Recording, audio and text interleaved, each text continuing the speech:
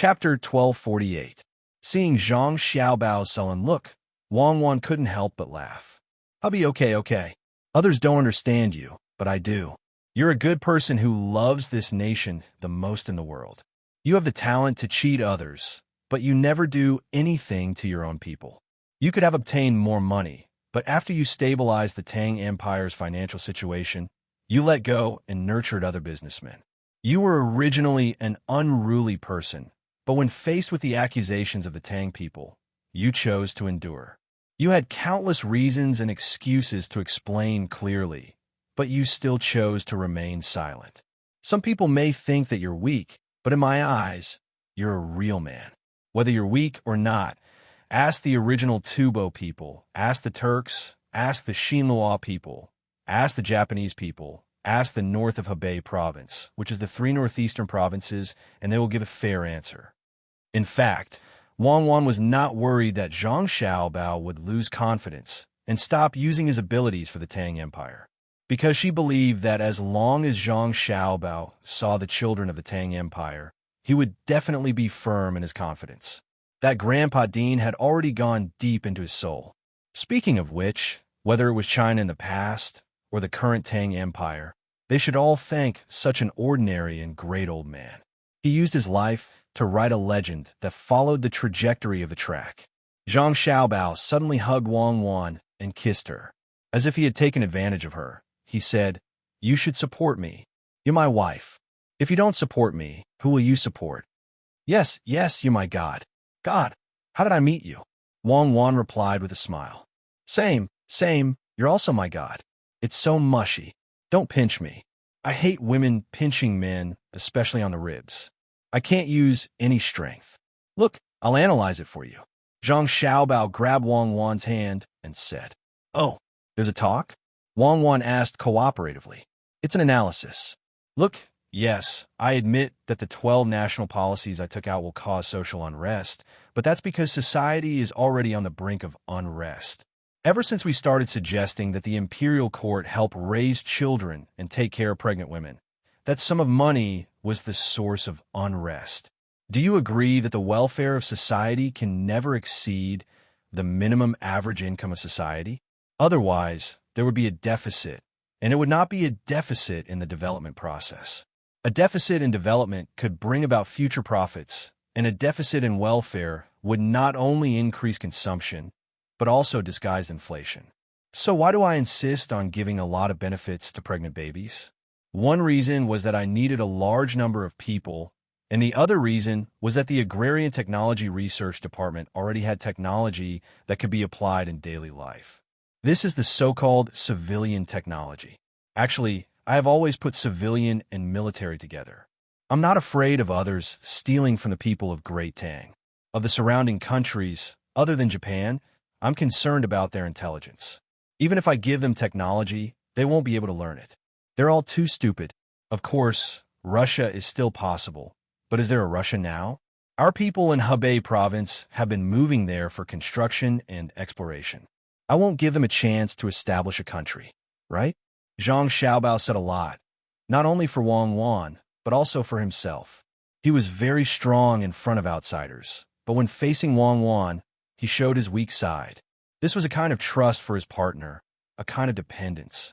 Therefore, when many officials had too many people to rely on, they were reported by others.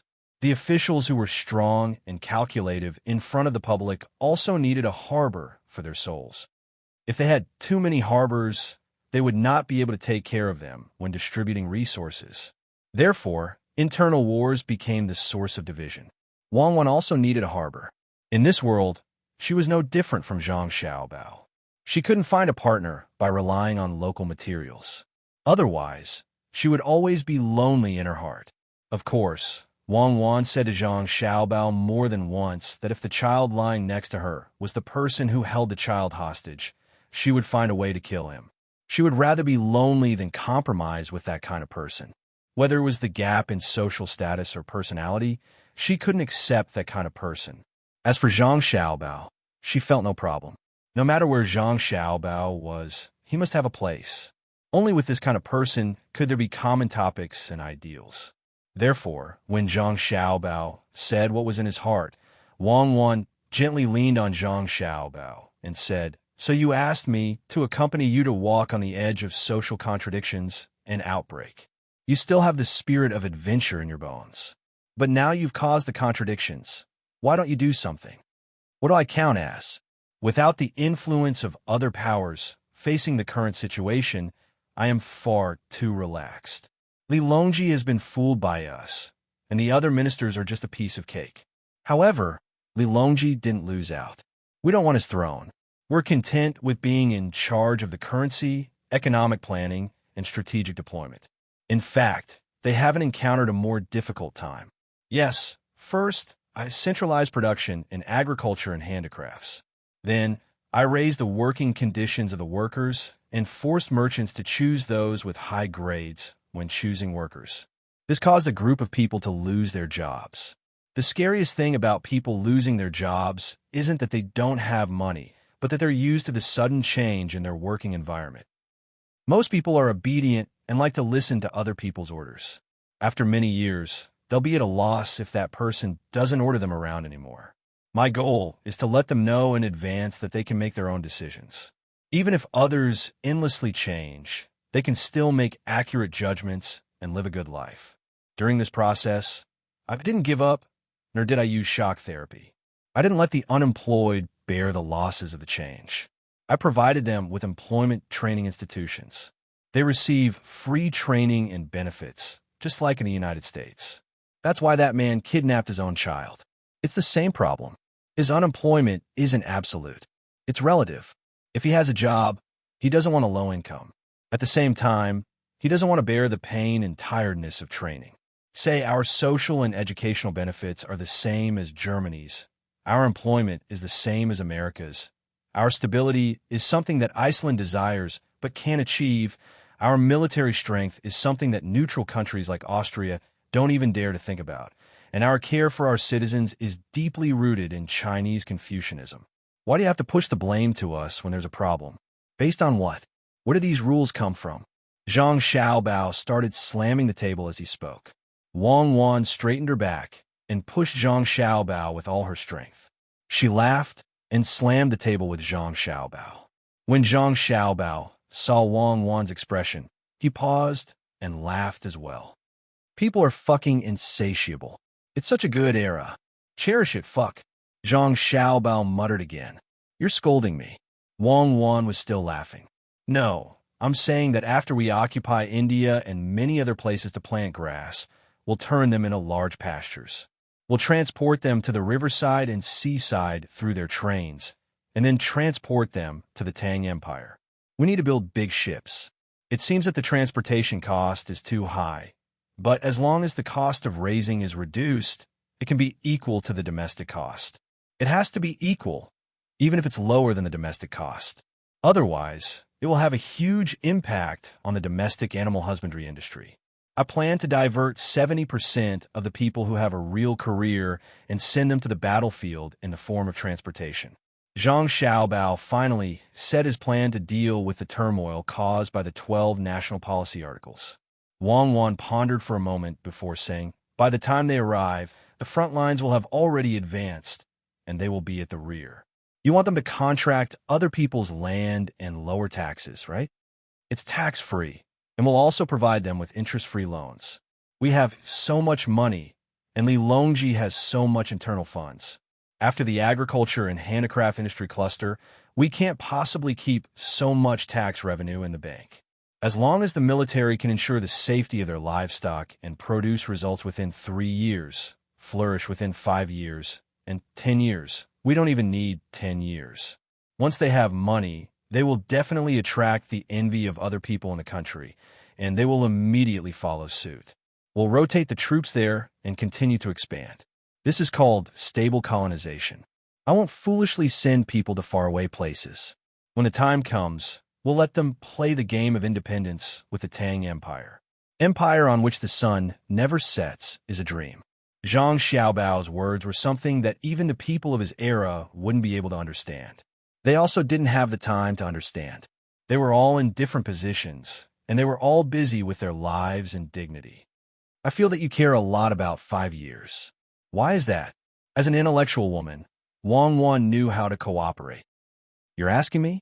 You're from a red family, and you're asking me? Fine, I'll explain it to a big-breasted but brainless woman like you. Hubby, you think it's very big? I think I'm very brainless. Let's get down to business. 5 years is the minimum period for the technology to be converted from military to civilian use. 5 years is the average period for the establishment of an enterprise to achieve stable growth and development. 5 years is the adaptation period for the cultivation of crops to be popularized. 5 years is the regular period for the operation of capital to be doubled. 5 years is the inevitable period for the change in the content of educational materials. 5 years is the period from when I was born to when I ate my first bowl of cold jelly. 5 years is the period when I held you in my arms and hoped that you would still be happy after countless 5 years. As Zhang Xiaobao spoke, he reached out and hugged Wang Wan's waist. You're really the biggest liar in the world. I won't be fooled. Wang Wan leaned her head on Zhang Xiaobao's shoulder again. She remembered what happened at the beginning. Zhang Xiaobao wanted to treat her to cold jelly, but someone threatened the child. In the end, she didn't get to eat the cold jelly. At that moment, she knew that Zhang Xiaobao wasn't with the other party.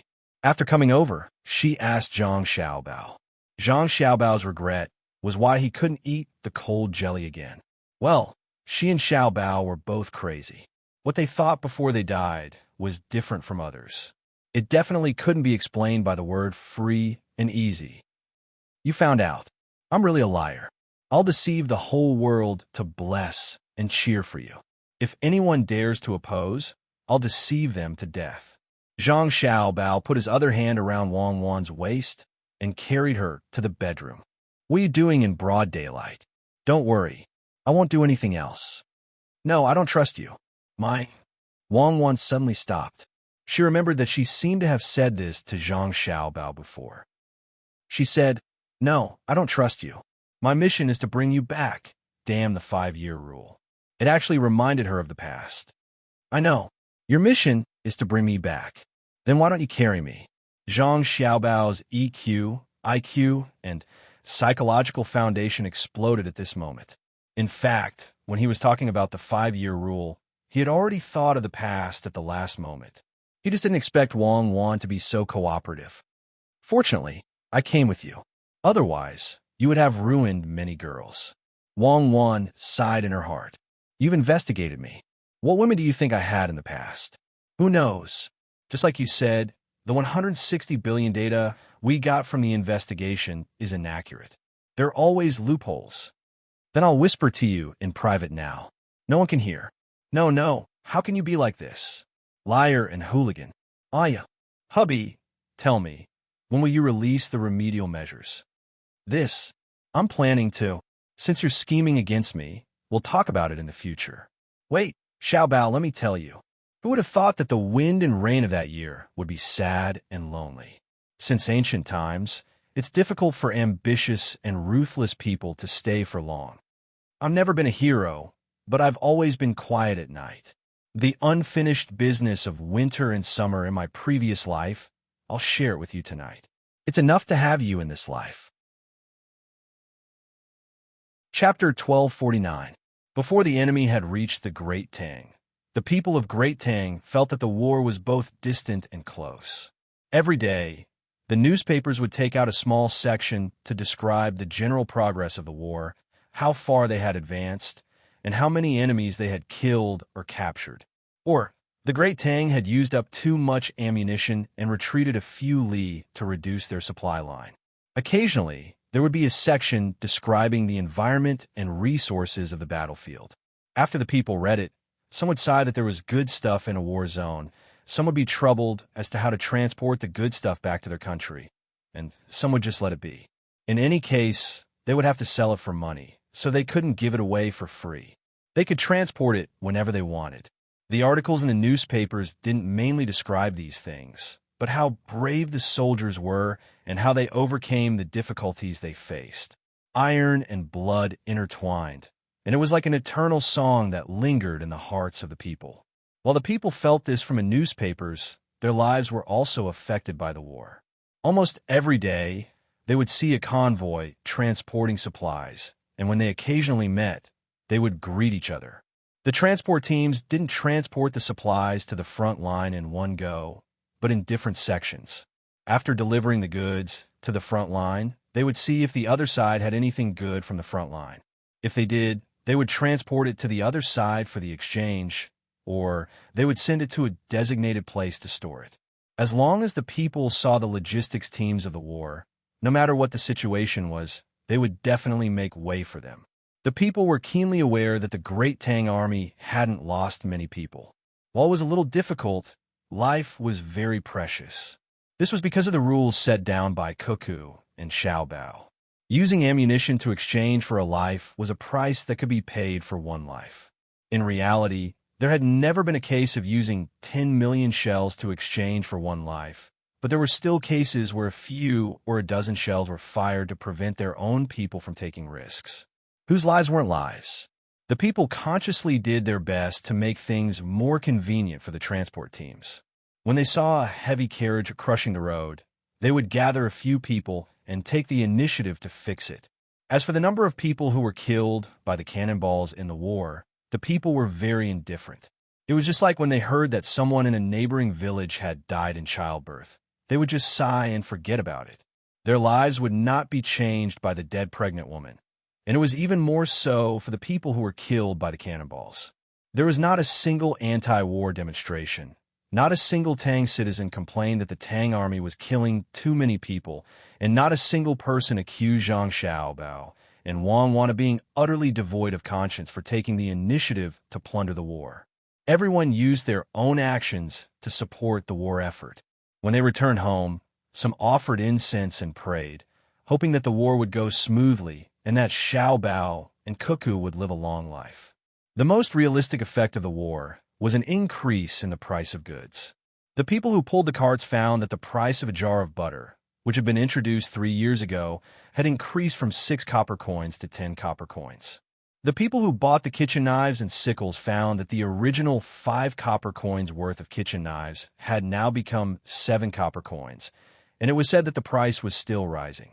The price of pottery had also increased. The original 10 copper coins to buy a set of 12 plates had now become 15 copper coins. The price of hemp rope and linen had also increased. The price of pork and chicken had also increased by half. But for some reason, the price of fish had unexpectedly decreased. Moreover, the fish were salted and brought to various places in large batches by the troops transporting the war materials. The price of cotton cloth, silk, fine linen, and silk had fluctuated according to the normal season. The same was true for white flour and millet. The price of Highland barley, which was specially used to feed livestock, had suddenly increased. However, a large amount of white rice had suddenly appeared, and it was said that it was released from the northern part of Hebei province. According to the interesting words that Xiao Bao had taught his younger siblings, others should ask, what's going on? In a war, didn't the price of everything increase and then the tax increase? Now, why did the price of peace increase and the price of peace decrease? It gave people a messy feeling. Especially for salt, the price of sea salt, rock salt, and well salt had not changed at all. It was still the kind of salt that one could buy expensive and cheap if one wanted to buy expensive. To be honest, this is the first time that I have encountered such a war. It is said that it is a total war with several fronts fighting at the same time. When I was young, the people had no way to make a living. In a tea house in Fengxiu County under the jurisdiction of Bianzhou in Hunan Province, an old man gently patted the table and said in a strong voice after listening to others reading the newspaper and thinking about what he had seen and heard recently. Old Master Feng, you're lucky to have lived until now and have the same surname as the county. You are 86 years old this year and have seen more than us in the past. But when it comes to the current situation, you can't keep up with it, a young man joked. The old man snorted coldly and refused to admit defeat. I don't know if I can keep up or not. All I know is that the money for the tea and the clothes I'm wearing today was given by the yamen. It's not much, just 600 copper coins a month. If it weren't for the fact that I am old and can't read, and that my grandchildren have not come back from school yet, I would have crowded with you to listen to the newspaper. I have ordered 5 copies of the same newspaper at home. There is no other way. I have many children, and all of them are obedient and filial, except for 3 who are not old enough to enter school and learn real skills. The rest of the children can't be ordered less. Unfortunately, the children who have left home are not around. Alas! After the old man finished speaking, he was greeted with all kinds of envious and jealous gazes. The people nearby knew very well that it was just as the old man had said. As long as he was alive, the imperial court would give him 600 copper coins every month according to his age. There would also be other gifts sent to him during festivals. He didn't need to spend any money to send letters to his distant descendants. When he went out, he didn't need to spend any money to take the carriage of the newly established imperial court. In any case, all the places where the government collected money were free of charge. He had no other choice. He had lived for a long time. He was 86 years old and had 5 generations living under the same roof. The oldest grandchild was 14 years old. If he lived for a few more years, he would have 6 generations living under the same roof. In Fengxiu, there were countless acres of land and mulberry trees in his home that stretched as far as the eye could see.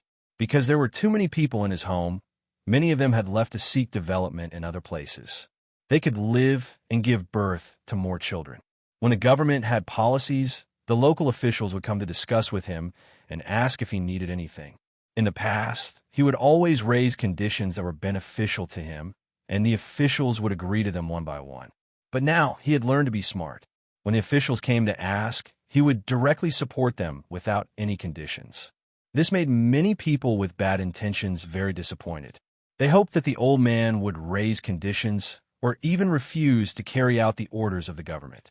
Then they would anger the people of the government and confiscate the family. The old man had long known that some people had bad intentions, so he said that the current government was very good and would not deliberately harm people. If they followed the government's orders, they would enjoy endless benefits.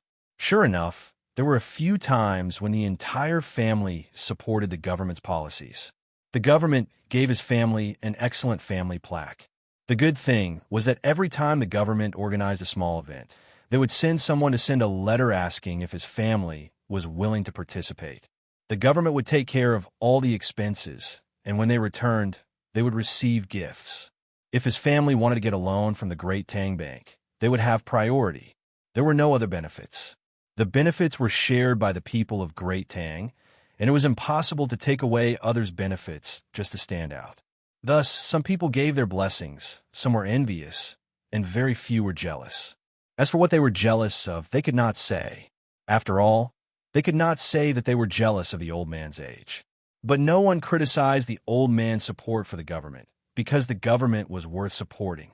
In this era, there was no need to worry about being oppressed by the government. As long as one felt that the local government was wrong, one could run to the telegraph office and send a telegram, and the higher-ups would immediately come to investigate. Of course, one needed to use one's real name and use one's household registration to report. If one was framed, the crime would be the same as that of the official after the successful frame-up. This is called controlling. In order to show that he was up to date, the old man summarized the recent events. Father controls son, grandfather controls son and grandson, generation after generation, and the government controls all of us. Why do many things increase in price? Is it because the merchants don't want to? No, it's because they don't dare. It's like a father controlling his son. If you do, they will beat you. Old man phone. Do you know who beat the merchants? Another person joked. It's that Xiao Bao who is only a few years older than my grandson. This old man still can't figure it out. How do you think he gave birth to a child? He hasn't even been crowned yet, but he's already so powerful. The merchants will hate him. The old man began to worry about Zhang Xiaobao again. The merchants won't hate him. You always don't understand the 12 national policies. The preferential treatment for merchants is not small. When a merchant earns enough money, they turn around and change their identity. They want to take the imperial examination. They want to take the imperial examination. They want to take the imperial examination. They want to take the imperial examination. They want to take the land. They want to take the land. They all understand that with Xiao Bao controlling them, they seem to be at a disadvantage, but without Xiao Bao controlling them, they are finished. The Joker finally found the opportunity to be the old man's teacher and tried his best to show off. "Grandpa, why aren't you going back? We are discussing important matters at home." At this time, a man in his 40s rushed in. He was wearing yellow and blue silk clothes and looked slightly awkward. The old man had not finished drinking his tea when he heard the voice. He turned his head and stared. "You make the decisions at home. This old man, your father, and uncles have already let go of the family. You're the third generation head of the family. Why are you looking for me?" "My dear grandpa, today's discussion is different from usual. I can't make the decision alone. I plan to take care of the land in 3 villages and open 4 workshops. In the past, I will pay for the land first. I will have to take a loan from the Tang bank and use my family's property as collateral. I will have to leave immediately and will only be back in a month. Someone at home doesn't agree, so I came to ask you for support. Please come back with me." Old Man Feng's grandson's face was full of anxiety. When the others heard this, they all stopped talking and waited to see what the Feng family was going to do. The old man didn't move, and he wasn't as anxious as his grandson. He picked up the teacup and took a sip. Then he slowly put the teacup back and scolded, "Useless thing. Yes, your grandson is useless." "Then, Grandpa, if you think you are useless, then give the position of head of the family to someone else. The head of the family is the head of the family. When you were the head of the family, others agreed. Now, who dares to stand up and say they don't agree? A snake can't do without a head, and a bird can't fly without a head. Even if the decision of the head of the family is wrong, the family has to listen." Just like the rumor that Xiao Bao had 12 policies when he left the country, many people in the imperial court disagreed. What happened in the end? Whether they agree or not, they have to do it. If they can't figure out, they have to think about it slowly. Xiao Bao is like the head of the family arranged by the emperor. What he decides, it is for the people who listen to carry it out, not for questioning. Go back. Either suppress all the people who disagree, or find someone to be the head of the family. I am already 1 foot in the coffin.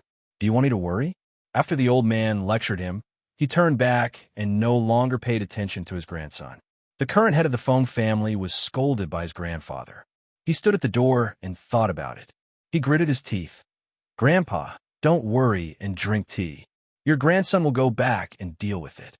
I promise there won't be any more problems." "Don't promise me. I won't listen." "Yes, your grandson will take his leave. The old man is so courageous." When the old man's grandson left, some people stuck out their thumbs and pointed at the old man. Many people also showed looks of admiration. It seemed like the old man was scolding his grandson and was unreasonable. In fact, he had taught them everything. The head of the family had to be strong, just like the leader of a pack of wolves. If he was weak, the whole pack would be finished. "Old man, from what Brother Feng said, it seems like your family is planning to do a big business." A man in his 30s asked. "Don't ask me. Ask your Brother Feng. I came to the tea house to drink tea and gossip. The matters of the family, whether big or small, will be taken care of by them. My children and grandchildren will have their own fortune." The old man said indifferently. After that, he stopped talking.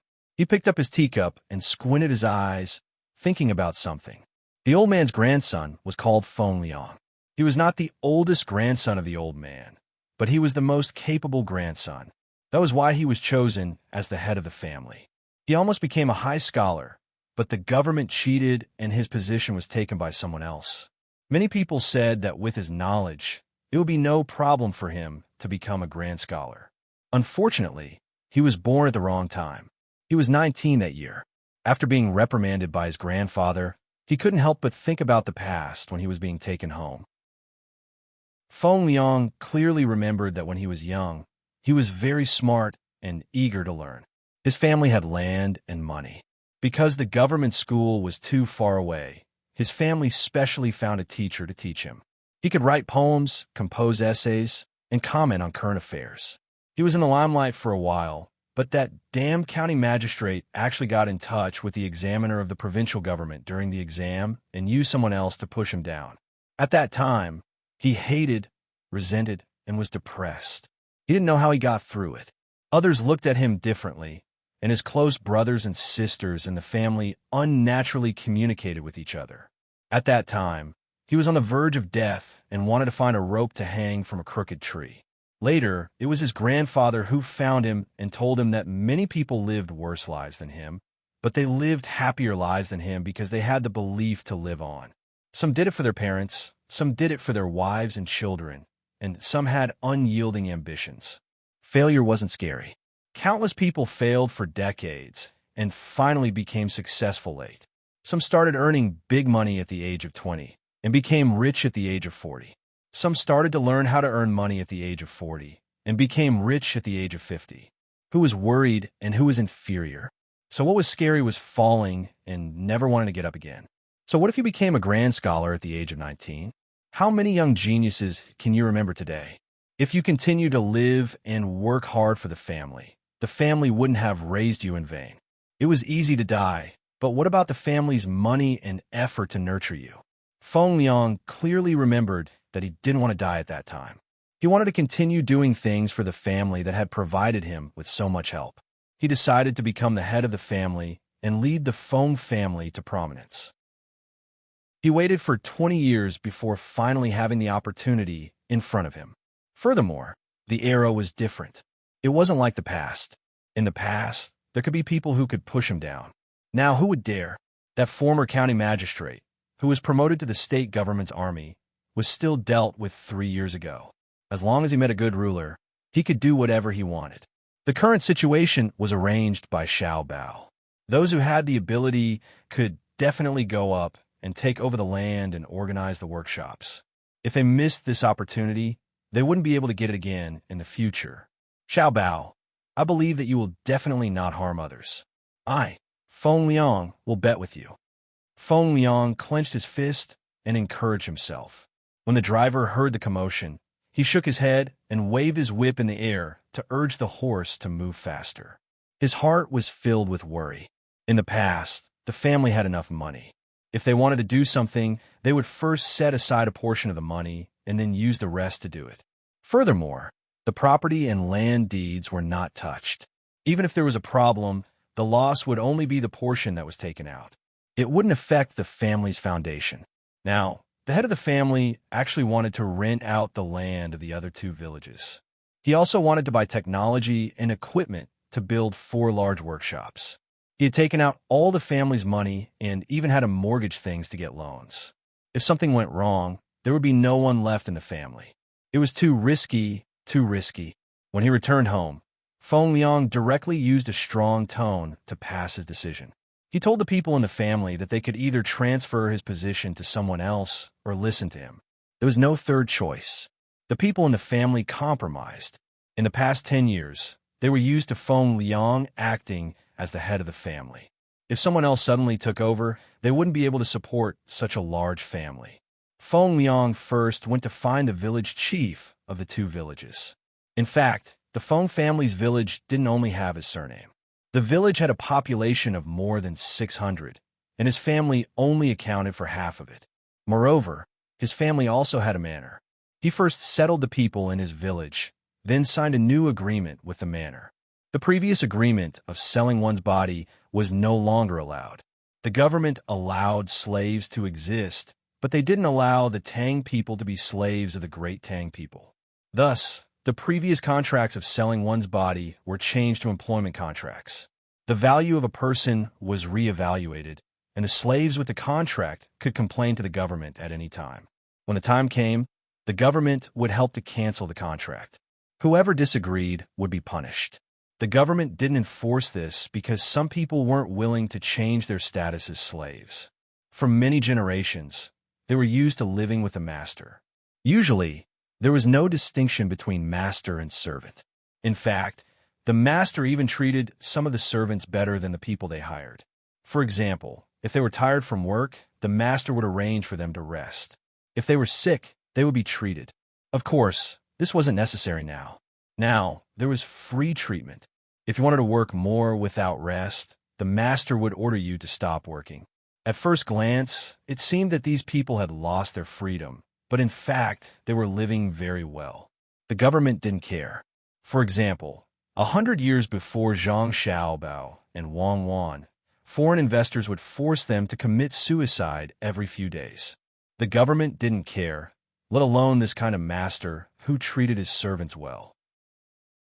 If one really wanted to talk about it, those who worked for others and were forced to commit suicide from exhaustion were the ones who were cheap. In terms of personality, they couldn't even compare to the current slaves. At least, the people who signed the contract of selling their bodies still had their own persistence and beliefs. There weren't many of these people, but they existed. The most obvious ones were the manor owners of the Zhang family and Wang family in Sanshui County. Their families were very rich, and any one of them would be ranked among the wealthiest in other places. They signed a contract of selling their bodies. At first, it wasn't. Later on, because of confidentiality, they changed the contract. However, they weren't willing to change their identities. They had many properties in the Great Tang, but only the one in Sanshui County was their home. As for Feng Liang, he persuaded his own family's manor owner and finished discussing with the people in his village. After that, all he needed to do was to rent all the land in the two neighboring villages. In order to successfully complete the plan, he paid a year's rent in advance and added a 50% premium. In addition, he hired people to farm. It didn't seem cost-effective, and he couldn't even keep his capital. His family objected to him because of this. However, he had his own thoughts and considerations. He wouldn't grow crops like others. On the day he learned about the 12 national policy, he went to Bianzhou Prefecture and found the branch of the Sinong Temple in the prefecture. He asked them about the technology. The purpose of all the Sinong Temple branches was to collect data on the local environment and the effect of soil on various crops. The other purpose was to provide technical support for people who came to inquire, free of charge. For example, what to do if the cabbage at home had worms. Go to the branch of the Sinong Temple to ask and describe it. If they understood, they would directly give a solution. If they didn't understand, they would send someone to follow them home and then tell them what pesticides to buy. If the soybeans planted in the land didn't grow well, they could also go to the branch of the Sinong Temple and ask someone to check what the problem was. If the problem was in the soil and could be solved by using fertilizers, they would recommend a specific type of fertilizer. Feng Liang didn't ask about the worms and bad growth of his crops.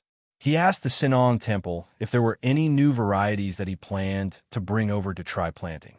In the end, they told him that there was a new crop seed that was grafted from pepper and tomato. It had just been tested last year and hadn't been popularized. If he wanted it, he could buy it. The Sinong Temple would send someone to keep an eye on it and collect data at the same time. If it was suitable to grow on the land in Feng Liang's area, the Sinong Temple would reward Feng Liang. If it wasn't suitable, the Sinong Temple would compensate him for half of the losses and he would bear the other half himself. At the same time, he would sell the new varieties. The Sinong Temple would supervise them. He would sell them directly to the Sinong Temple, and both sides would negotiate the price. Feng Liang was so tempted. Even if he failed and bore half of the losses, his family wouldn't go bankrupt. However, if he succeeded, the gains would be huge. Feng Liang used 2 days to successfully sign a lease contract with the two villages. At the same time, he also encountered trouble. As for the trouble of hiring people, Feng Liang signed a second contract with the two villages. After leasing the land, he would hire people to farm. He could plant whatever he wanted without negotiating with others. The people of the two villages naturally hoped that they would be hired back to farm. Otherwise, they wouldn't be able to find anything else to do.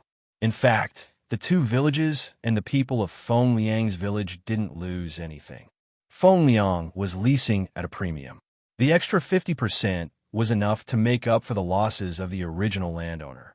In other words, if they farmed themselves, the final harvest would only be this amount. Moreover, the new rules now required them to sell themselves. Perhaps their income would be even lower than normal. Feng Liang was taking all the risks for them. At the same time, he was freeing their labor. If they worked again, the income they received would be considered extra. Even so, they still hoped that Feng Liang would hire them back to farm for Feng Liang. Some gave him gifts, some played the family card, and some implied threats. Feng Liang didn't accept gifts, but he wasn't afraid of threats. Those who played the family card were persuaded to go back. Then, he began to choose the locals. Usually, they were close to each other, so they knew each other well. Which family did farm work well, so they all knew. Feng Liang chose a portion of them, and planned to look for a portion of them outside to gather manpower or see if there were any extra cattle to rent.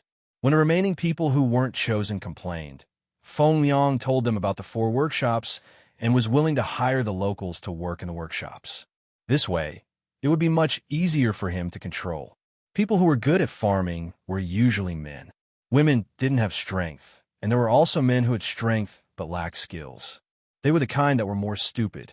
Normally speaking, those who didn't meet the requirements should be eliminated.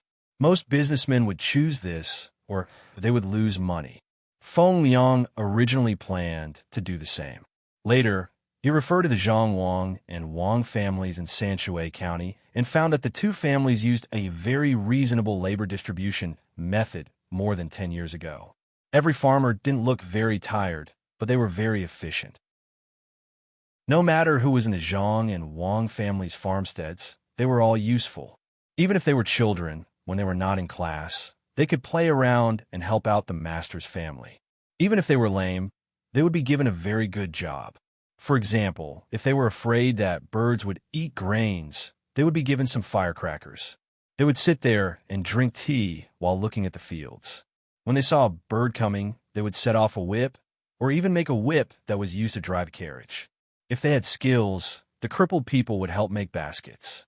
Feng Liang initially thought that the Zhang Wang and Wang families didn't want to let anyone go and wanted to squeeze everyone. After reading an article in the newspaper, he understood that the goal of the Zhang Wang and Wang families was not to make others work hard, but to make everyone feel that they were valuable. A person who thought that they were worthless would lose confidence in life. When the basket weaver realized that the baskets he made were useful to the master family, and at the same time, he could earn more income and be useful to his family, he would be very happy. Therefore, it would affect others. The entire Zhuangzi people would be in a happy atmosphere, and their work efficiency would increase. Feng Liang was deeply moved. He admired the way the Zhang Wang and Wang families distributed labor at that time. At the same time, he felt that there was a strong sense of humanism in it. After that, he read another article about corporate culture. It said that only a cultural enterprise with its own soul was a successful enterprise. Only then could it go further. If one sincerely invested in the construction of corporate culture, one would realize that it was directly proportional to the income of one's enterprise. In fact, the proportion of output was even greater than the proportion of investment. As a cultured person, Feng Liang agreed with this. Of course, it also depended on who wrote the article. If it was written by someone he had never heard of, he would be suspicious. However, the author of the article was Zhang Xiaobao. This could be questioned. However, if one couldn't think of a better way to manage a business, it was best to learn from him. If one had a good idea, they could write it down and let others learn from it. After concluding, Feng Liang came up with a plan to rent land and build 4 new workshops. Those who were not good at farming and were eliminated by him were arranged to work in the workshops. There were more women in the village. The men who were eliminated did not work with the women. Instead, they were assigned to work in the transportation and mixing of raw materials. There were also older men who were responsible for cooking for others. Anyway, everyone who could be used was used. Even the elderly were assigned to the position of night watch.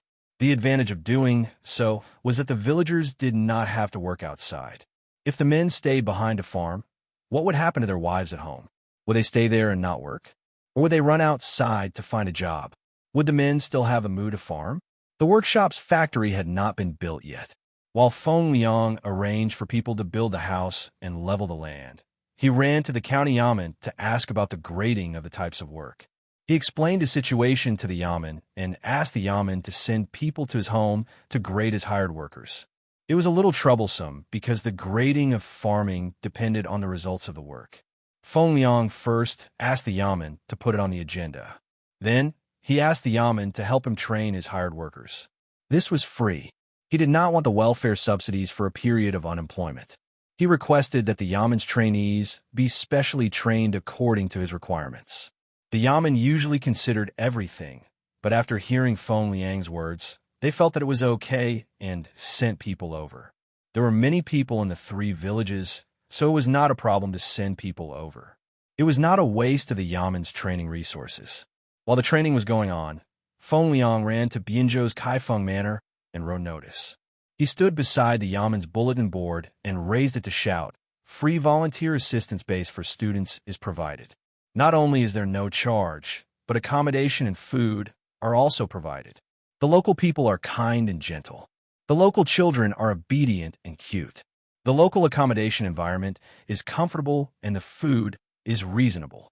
We welcome all students to come." Feng Liang's shout attracted many people to watch. Some people did not know what he was doing and were just there joining the fun.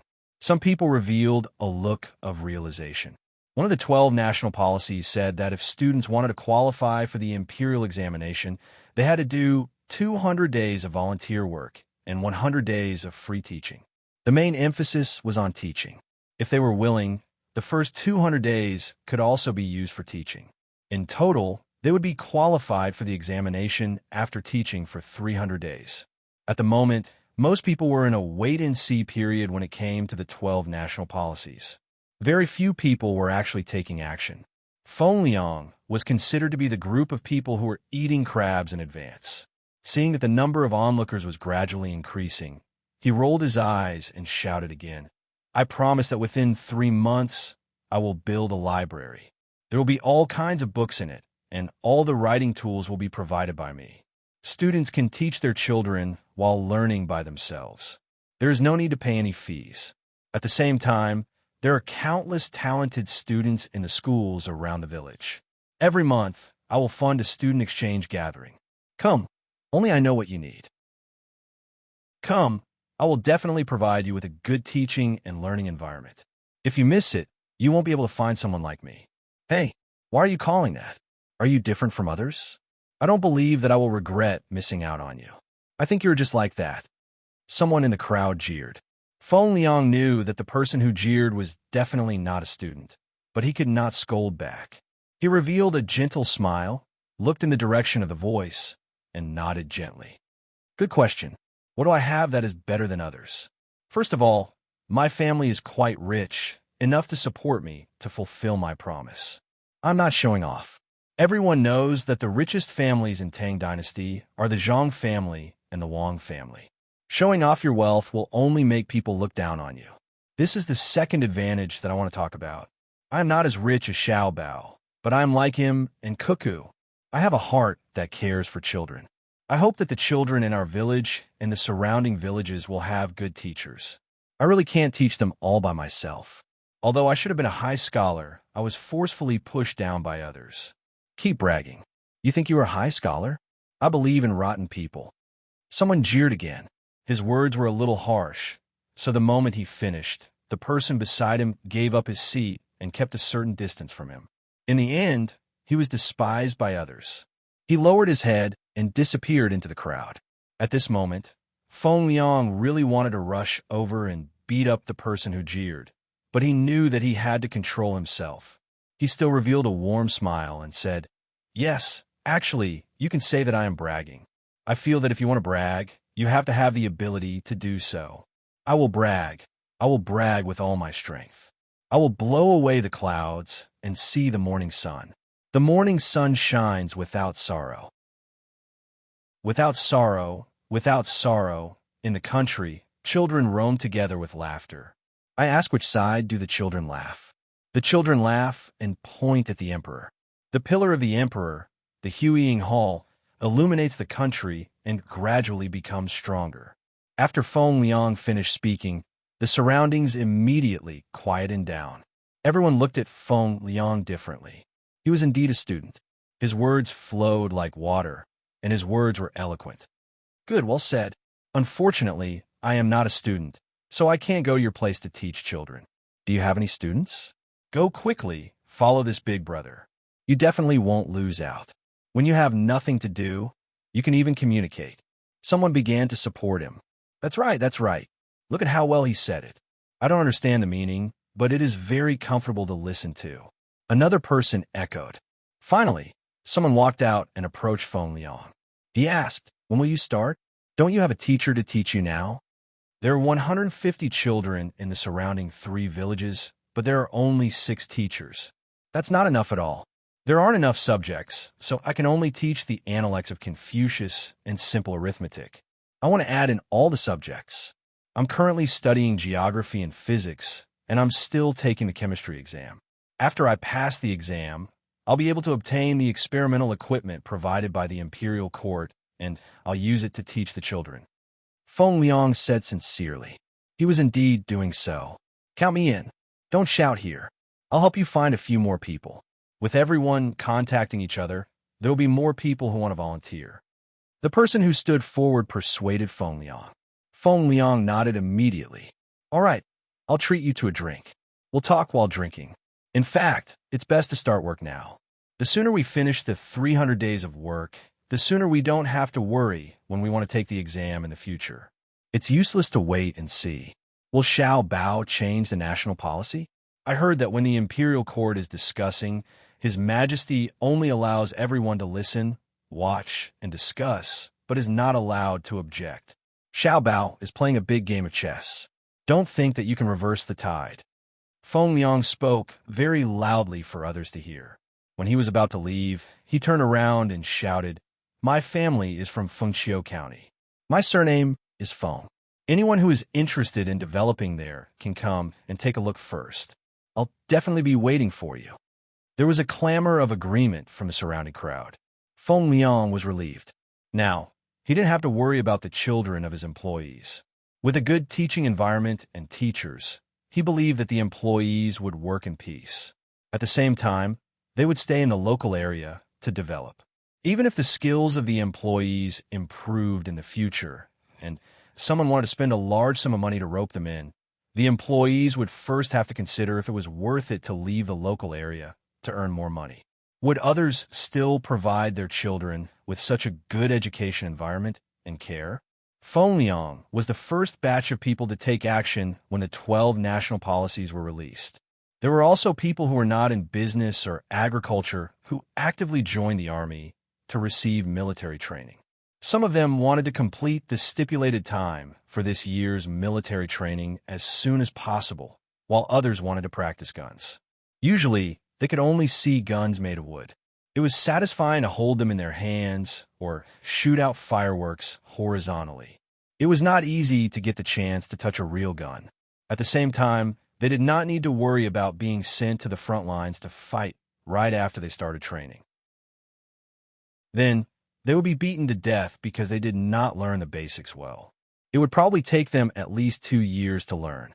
If they really needed to participate in the war, they would also have to undergo intensive and specialized training. Then, they would learn more and would not need to be afraid of dying when fighting with advanced weapons. After Zhang Xiaobao released the 12 national policies, the entire Tang Empire society began to quietly change in just a few days. One after another, people who dared to gamble chose to be the team leader after the land was annexed. Furthermore, most people chose the second option, which was to lease the land and then farm it according to their own wishes. At the same time, there were people who originally had a small workshop and hired a few people. Seeing that they had the support of the national policies, they began to expand their scale. There were also people who were originally workers. When they saw the hope of earning a lot of money, they contacted a few people from the same hometown and started to recruit people to start their own workshops. The Great Tang Bank was filled with people applying for loans. The officials were also busy helping the bank to verify the qualifications of the applicants. There were also businessmen who were rich and wealthy who began to look for investment opportunities. They observed the land in various places and the existing workshops. Then, they asked the other party if they were willing to expand their production. If they were willing, they would be able to get a sum of money from the other party if the loan amount was not enough. This money was not a loan shark, but an investment. The first type of distribution was shares, which meant that there would be dividends when the time came. The other type of distribution was based on a fixed number of months and years. When the amount reached a certain amount, there would no longer be a partnership. Regardless of which type, the investor would have to bear the risk together with the person in charge of the land or the workshop. 2 days later, social problems began to erupt. A large portion of the land was annexed, and many people who were weak in farming lost their jobs. A large number of workshops were annexed, and if they were not easily annexed, they would be affected by the cost and closed down in the future. Similarly, a large number of people lost their jobs. Many people began to go to the designated places to take the examination for their work. When their rank was high, they would request for better treatment. Some people did not pass the examination, or because they did not have any skills in the past, they could only participate in training. In the end, a scene that the officials in Lilongji did not expect occurred. They initially thought that Zhang Xiaobao's 12 national policies would cause a large number of people to lose their jobs, which would be a source of unrest for the country. However, what they saw shocked them. It wasn't that many people lost their jobs, but that many people were unable to find workers. Those who passed the examination had high expectations, so they would rather not do the work if the pay was too low. Those who did not have a rank were mostly participating in training. They did not want to lower their income due to a lack of skills, and there were also some who had reached the age to participate in military training.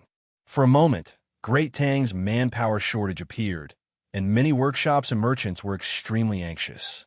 They wanted to raise their wages, but they also had to calculate their own costs. If they wanted to raise the price of their products, they would have to consider the purchasing power of others.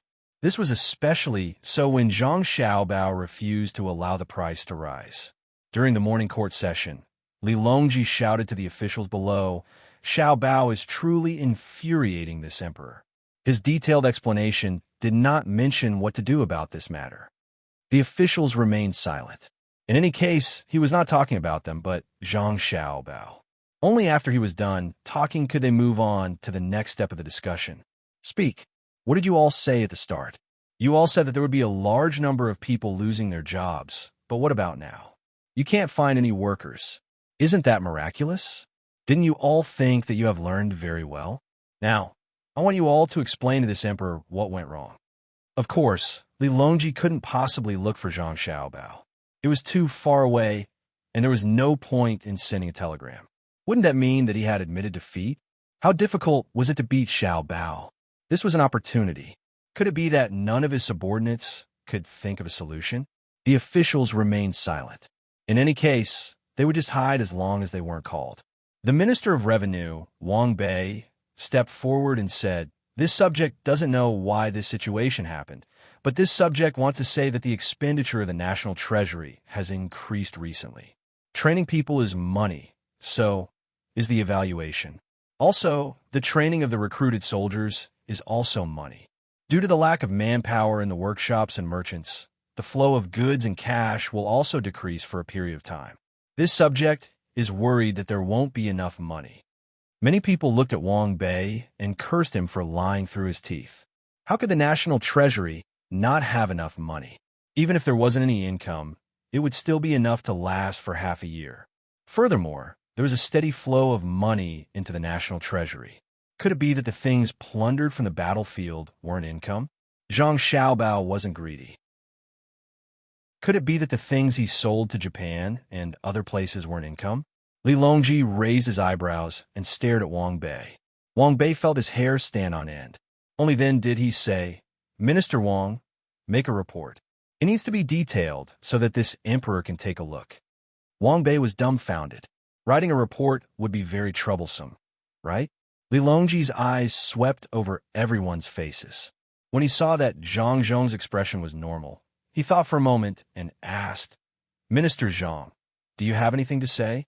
Actually, this subject wants to say what your majesty said to this subject a few days ago." Zhang Zhong stepped forward. Chapter 1250. What did I say to you? Lilongji blurted out his thoughts in a daze. Then he realized that Zhang Zhong didn't want to make things difficult for him and wanted him to show off his abilities as an emperor. Thus, he hurriedly said, "Yes, I told you before. I said that it's a lack of manpower, but it's not a problem. Furthermore, It's a simple matter that will be completely solved in 2 months. Zhang Zhong cooperatively continued the conversation. Yes. I mentioned it when I ate at your restaurant that day. That day, you said that it's not the season to eat crabs yet.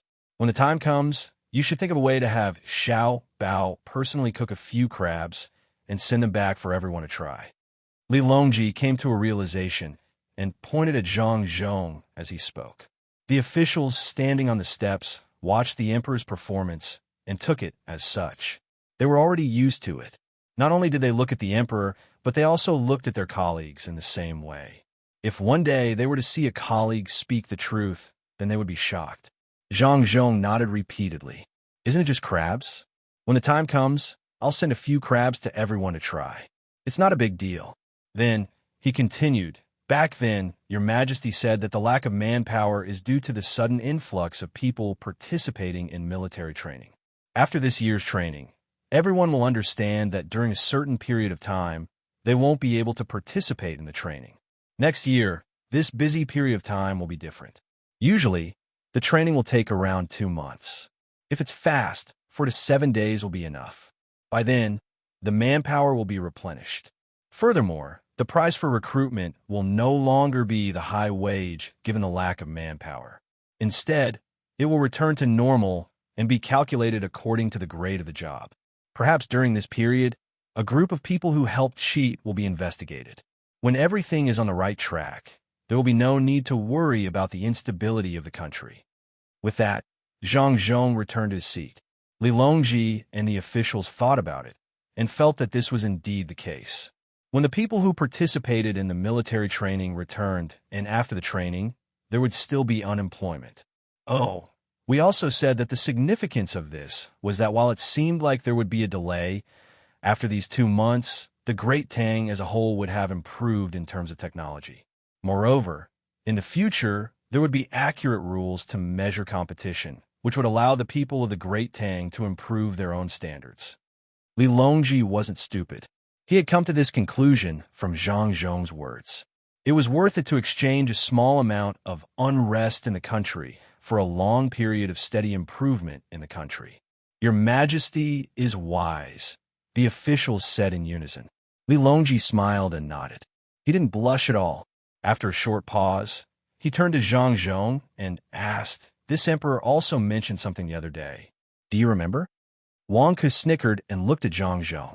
He thought, you deserve it. Who told you to talk too much? Say it again. Zhang Zhong expressionlessly stepped forward again and took out a piece of paper from his sleeve. He didn't look at the tablet in his hand. Clearly, there were too many things to remember. Unless there was a flipping device on the tablet, he couldn't remember anything.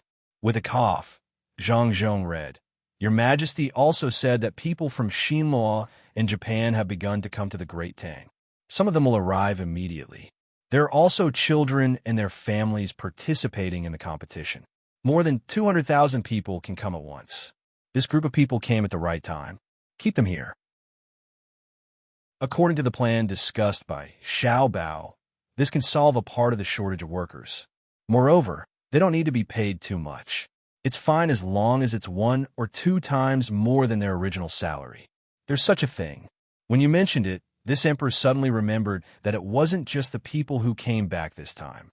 There were also people from Xinluo who were willing to leave their country. There wasn't much use for them to stay in northern Hebei province for the time being. It would be better to send them here, where more manpower is needed. After some calculations, with the help of the merchant from Japan, it won't be a problem to attract more than 1 million people. Moreover, with their participation, the employers won't have to raise their wages indefinitely. This will balance the relationship between employers and workers in society. Li Longji was very happy. He didn't expect Zhang Zhong to be so capable. If he couldn't answer, how embarrassing would it be? Your Majesty, this subject remembers that you said a few things to Brother Yongqing that day. Wang Bei joined in the fun and said with bad intentions. Li Longji glared at Wang Bei. Many officials wanted to laugh, but they had to hold it in. They looked very hurt. Without waiting for Li Longji to find a way to smooth things over, Zhang Zhong continued. Yes, Your Majesty also said that the army in front of us will capture many captives. It's too cruel to kill them. Therefore, we should give the captives a chance to turn over a new leaf. It just so happens that there are many things in the great Tang that require courage. Why not let the captives prove themselves once? Li Longji turned his head to the west and asked, when will they be back? According to the latest intelligence, the first batch of captives has more than 175,000 people, and they're currently on their way back. A portion of them are man-eaters, and the rest are people from various countries in India. They're helping the man-eaters distribute supplies and provide shelter. Zhang Zhong replied. Li Longji looked at Gao Li Shi, and the latter nodded. The news had just arrived when a morning court was about to begin. Most likely, Zhang Zhong had been shoved into his hands before coming here. Otherwise, he would have been able to memorize it. There was no need for him to read it out loud. Li Longji was relieved. Yes, I did consider the matter of the captives that day, but I didn't expect that the first batch would already be on their way back. This means that we can free up some manpower in the mines and quarries, and at the same time, reduce the cost. There won't be a need to invest too much in safety measures, and there won't be a need to provide them with good food. Similarly, there won't be a need to provide them with alcohol. As a qualified emperor, Li Longji's first thought was to reduce the cost of assistance. His own people would use all kinds of methods to carefully investigate the mines before going down. Even so, they couldn't avoid danger. Therefore, he repeatedly told his people that as long as they felt danger, they should immediately come out of the mines. They could mine slowly and not put their lives on the line. At the same time, there was no lack of alcohol and meat, and the working environment was cold and humid. Similarly, in the quarries, they had to wear safety helmets and gloves. Some even had to use thick glasses to block their eyes and wear dust filters. These were all costs. The captives caught from outside didn't need to wear these things. After all, they had the same job in their own country without any protective measures. Although they weren't provided with meat, they were provided with enough salt. The food they ate in their own country might not be as good as that of the Tang slaves. The only difference was that they didn't receive wages. Li Longji thought about it again and felt that there was nothing else to say. He looked down and said, "What else do you all want to discuss?" Zhang Xiaobao and Wang Wan were still in the province. They didn't go to any of the battlefields.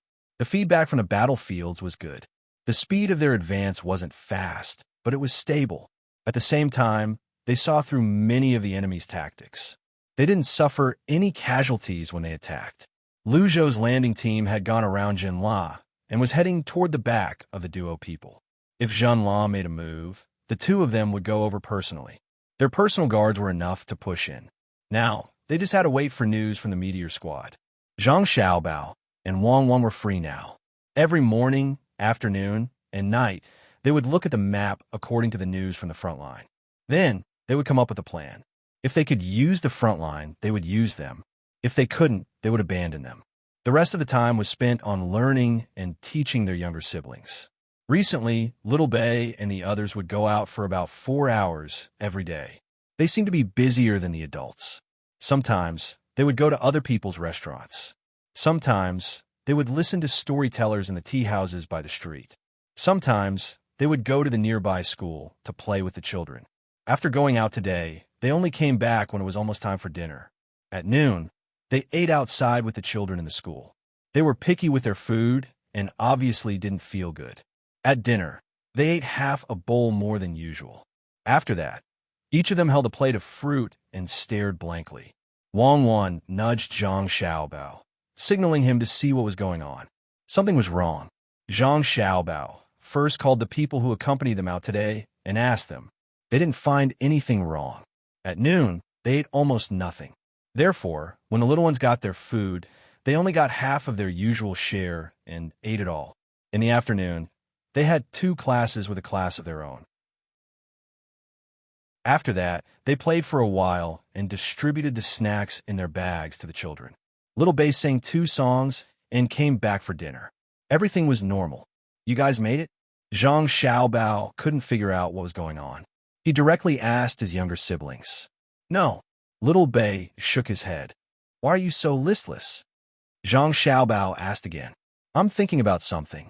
Brother, you insist to go do your things first. I'll find you later. Little Bei pushed his hand and asked his brother and sister to leave. They wanted to discuss something. Zhang Xiaobao and Wang Wan looked at each other and smiled. They turned and left, leaving only Little Bei and the other 9 people behind. Could it be that they saw something bad in the school and have some thoughts? Wang Wan walked out and asked, "Who knows? Let's wait and see what they want to discuss." Zhang Xiaobao smiled. After about half an hour, Little Bei held a notebook in his arms and skipped into his brother and sister's room. "Finish the discussion?" Zhang Xiaobao asked. Little Bei nodded and came to the sofa. He nestled his whole body in it. He first smiled at his brother and sister and then said, "Brother, we found a problem." "What problem?" Zhang Xiaobao was very cooperative. "About the oil extraction. Today, I'll treat our school friends to snacks. You know sunflower seeds, right? There's oil in them, and they look pretty good. Press them out and taste them. They're so fragrant." Xiao Bei took out a handful of sunflower seeds and bit one open. Then, he pressed his hand against the glass coffee table with all his might. His thumbnail was already on it. Then, he raised his hand and waved his thumb in front of his siblings, indicating that there was oil on it. Zhang Xiaobao's eyes widened in surprise. He stared at Little Bei's thumb and said, "Oh, there's oil? What's going on?" "Brother, your expression is so fake. Hee hee, look at sister laughing at you." Little Bei winked at Zhang Xiaobao and laughed happily. "Okay, you saw through me. I admit that your sister and I already knew that there was oil in sunflower seeds. We also know that the oil inside is pretty good. It's better than soybean oil. It can be used to stir-fry vegetables or cold dishes. It's even nutritious to drink a small spoonful of it. It's nutritious. The reason why sunflower seeds taste good is because of the oil inside. Otherwise, when you eat watermelon seeds, if you don't add seasonings or cook them, the taste will be much worse. Sunflower seeds are very good both when stir-fried and raw. Your sister and I originally planned to plant more and then start to extract oil in large quantities. In fact, part of the oil you're eating now is sunflower seed oil. We just didn't tell you." Zhang Xiaobao explained to his sister. Little Bei was very disappointed. "There's already oil? We were still thinking of using some of the sunflower seeds at home to make premium oil in the future to make money. Then we'll leave this business to you. We won't interfere with the sunflower seeds anymore.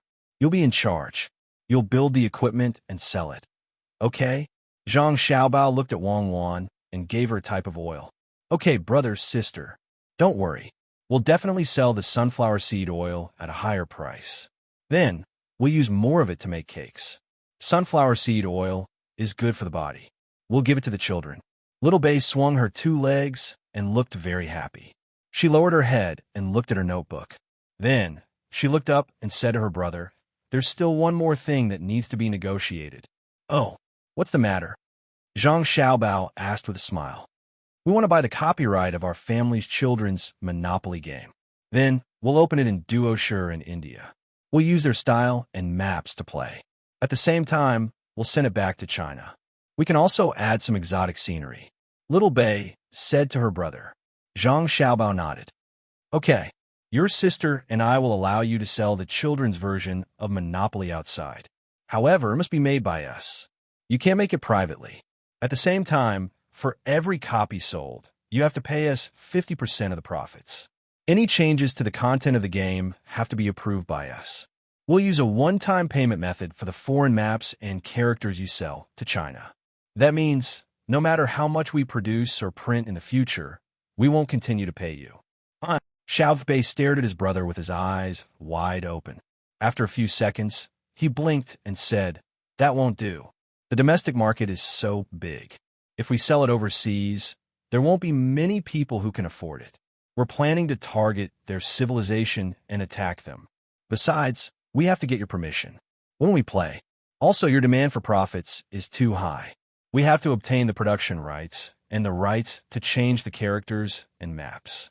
For those sold to China, because we're the main source of resources, we ask that the quantity and quality of your production be strictly monitored. For every copy sold, you have to pay us. If you hold a children's competition, we ask for the right to advertise." After saying that, Little Bei stared nervously at her brother. Wang Wan was smiling at the side. Zhang Xiaobao thought for a while, rolled his eyes, and said, "Okay, we agree to your request. However, we have to add a condition. If you use the maps provided by the military and the maps of our intelligence department, you have to pay extra. It could be a one-time payment, but at least 500,000 strings of cash for a map of 10,000 square kilometers. It can also be based on the amount of production, with a 50% profit. During this process, the rights to the other versions of Monopoly will be completely given to us. You're not allowed to carry out any sales, publicity, or production." Little Bei slapped her forehead hard. "Aya, brother, why are you like this? Didn't you just give up the sunflower oil right away? What are you doing? Now that you're talking about it, my head hurts and I'm confused. I can't figure it out. Is it a loss or a gain for the relief draft?" Zhang Xiaobao smiled, but did not say a word. Wang Wan got up and went to Little Bei's sofa. She hugged Little Bei and explained, "Little Bei, you said before that if you wanted the production and sales of the sunflower oil as your brother and sister, we would give it to you because you are our younger siblings. But you said later that it was a negotiation, so we need to put aside our other identities and just be negotiating partners. In other words, that Xiao Bao in front is your brother, but the one behind is not your brother. Why don't you give up on the negotiation and ask your brother and sister for it? Your brother and sister will give it to you directly." "Don't." Little Bei pouted and shook her head. "I don't believe it. I'll remember what I said just now. I'll look for Xiao Yuan and Xiao Hai to discuss it. Negotiation is negotiation. At the very least, I have to figure out what's going on first. Wait, if there's no result tonight, we'll think about it again tomorrow morning." Oomph. With that, Little Bei ran out.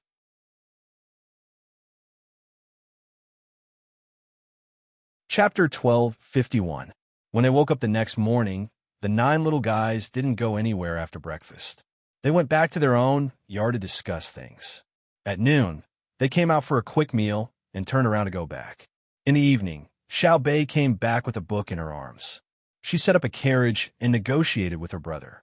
In the end, she left in a daze. The next day, the result was the same. On the next day, Xiao Bei ran to Zhang Xiaobao as soon as she came in. She opened her arms and hugged Zhang Xiaobao's neck. She said coquettishly, "Brother, you must be very busy with domestic affairs recently. You must be very tired, right?" "It's okay," Zhang Xiaobao said as he leaned close to his sister's face. "Don't lie, we all know. Brother, how about this? You rest first. It's just a small problem of children playing Monopoly outside. It's not worth your trouble. Sister will do it with you, right?" Xiao Bei continued to hug her brother's neck. Yes, it's the same whether I talk to your sister or not." Zhang Xiaobao stood up and hugged Xiao Bei and spun 2 rounds on the ground. Xiao Bei giggled for a while. After landing, she looked at Wang Wan. "Then, is it the same if we talk to my sister?" "It's the same. You talk, I'll go rest," Zhang Xiaobao said to his sister with a smile. "Goodbye, brother." Seeing her brother go to another room, Xiao Bei waved her hand and turned to Wang Wan. "Sister, let's start the negotiation now, okay?" Wang Wan nodded and pursed her lips into a smile. "All right, let's talk. Last time, your brother said that he allowed you to get intelligence and military maps at the price of 5,000 strings of coins per 10,000 square kilometers. However, you must gather 85% of the foreign children in this 10,000 square kilometers. For every percentage point less, you have to pay an additional 1,000 strings of coins. At the same time, you will also be given 26% of the shares of other domestic Monopoly games. However, you need to taste the real foreign food and develop a series of food that domestic children are willing to accept. At least 50% of the children will like it. For every percentage point less, your shares will also be reduced by 1 percentage point. Everything else remained the same. Your older brother directly agreed to all of your requests.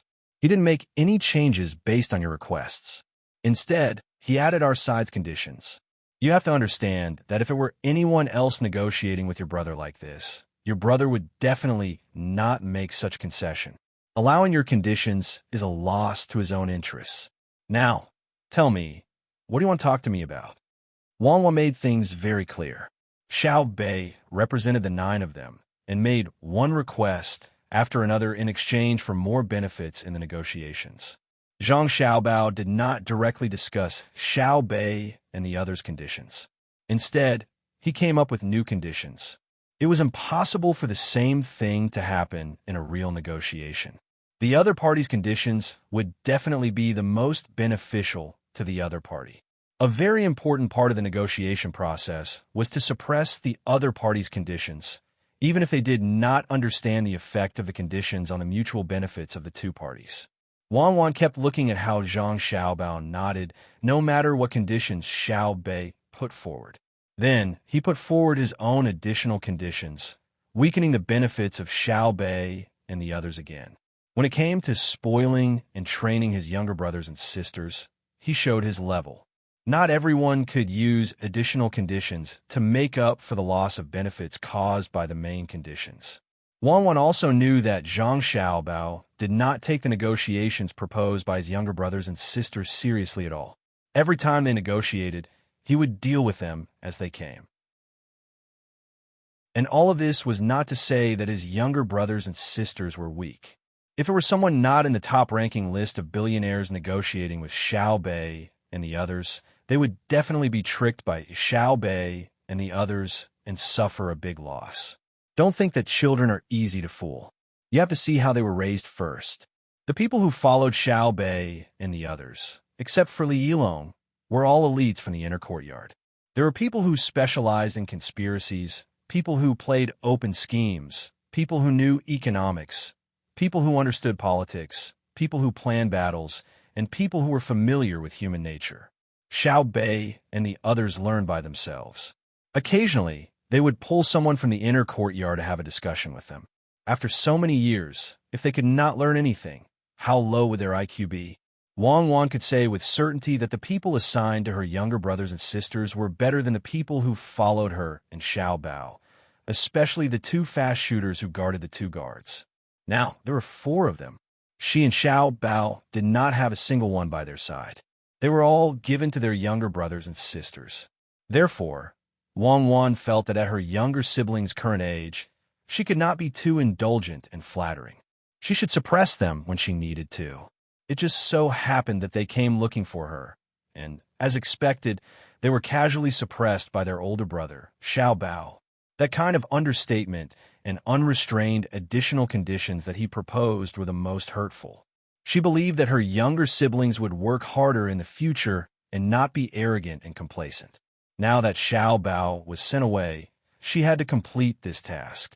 She was also casually nodding and agreeing to her younger brothers' and sisters' conditions. She also gave additional conditions. Otherwise, if she was weaker, Xiao Bei and the others would feel that they were more capable. It would be easy for them to suffer more losses. Xiao Bei did not know why she was constantly suppressed by her older brother's negotiation techniques. She and the other 8 siblings did not understand their older brother and sister's painstaking efforts. They wanted them to have confidence, but not be arrogant. They just wanted to have a little advantage in the negotiation. However, it had been 3 days. She was very serious in the negotiation, but her older brother dealt with it like it was a game. What was the problem? Xiao Bei thought. She looked up and saw her older sister's smiling eyes.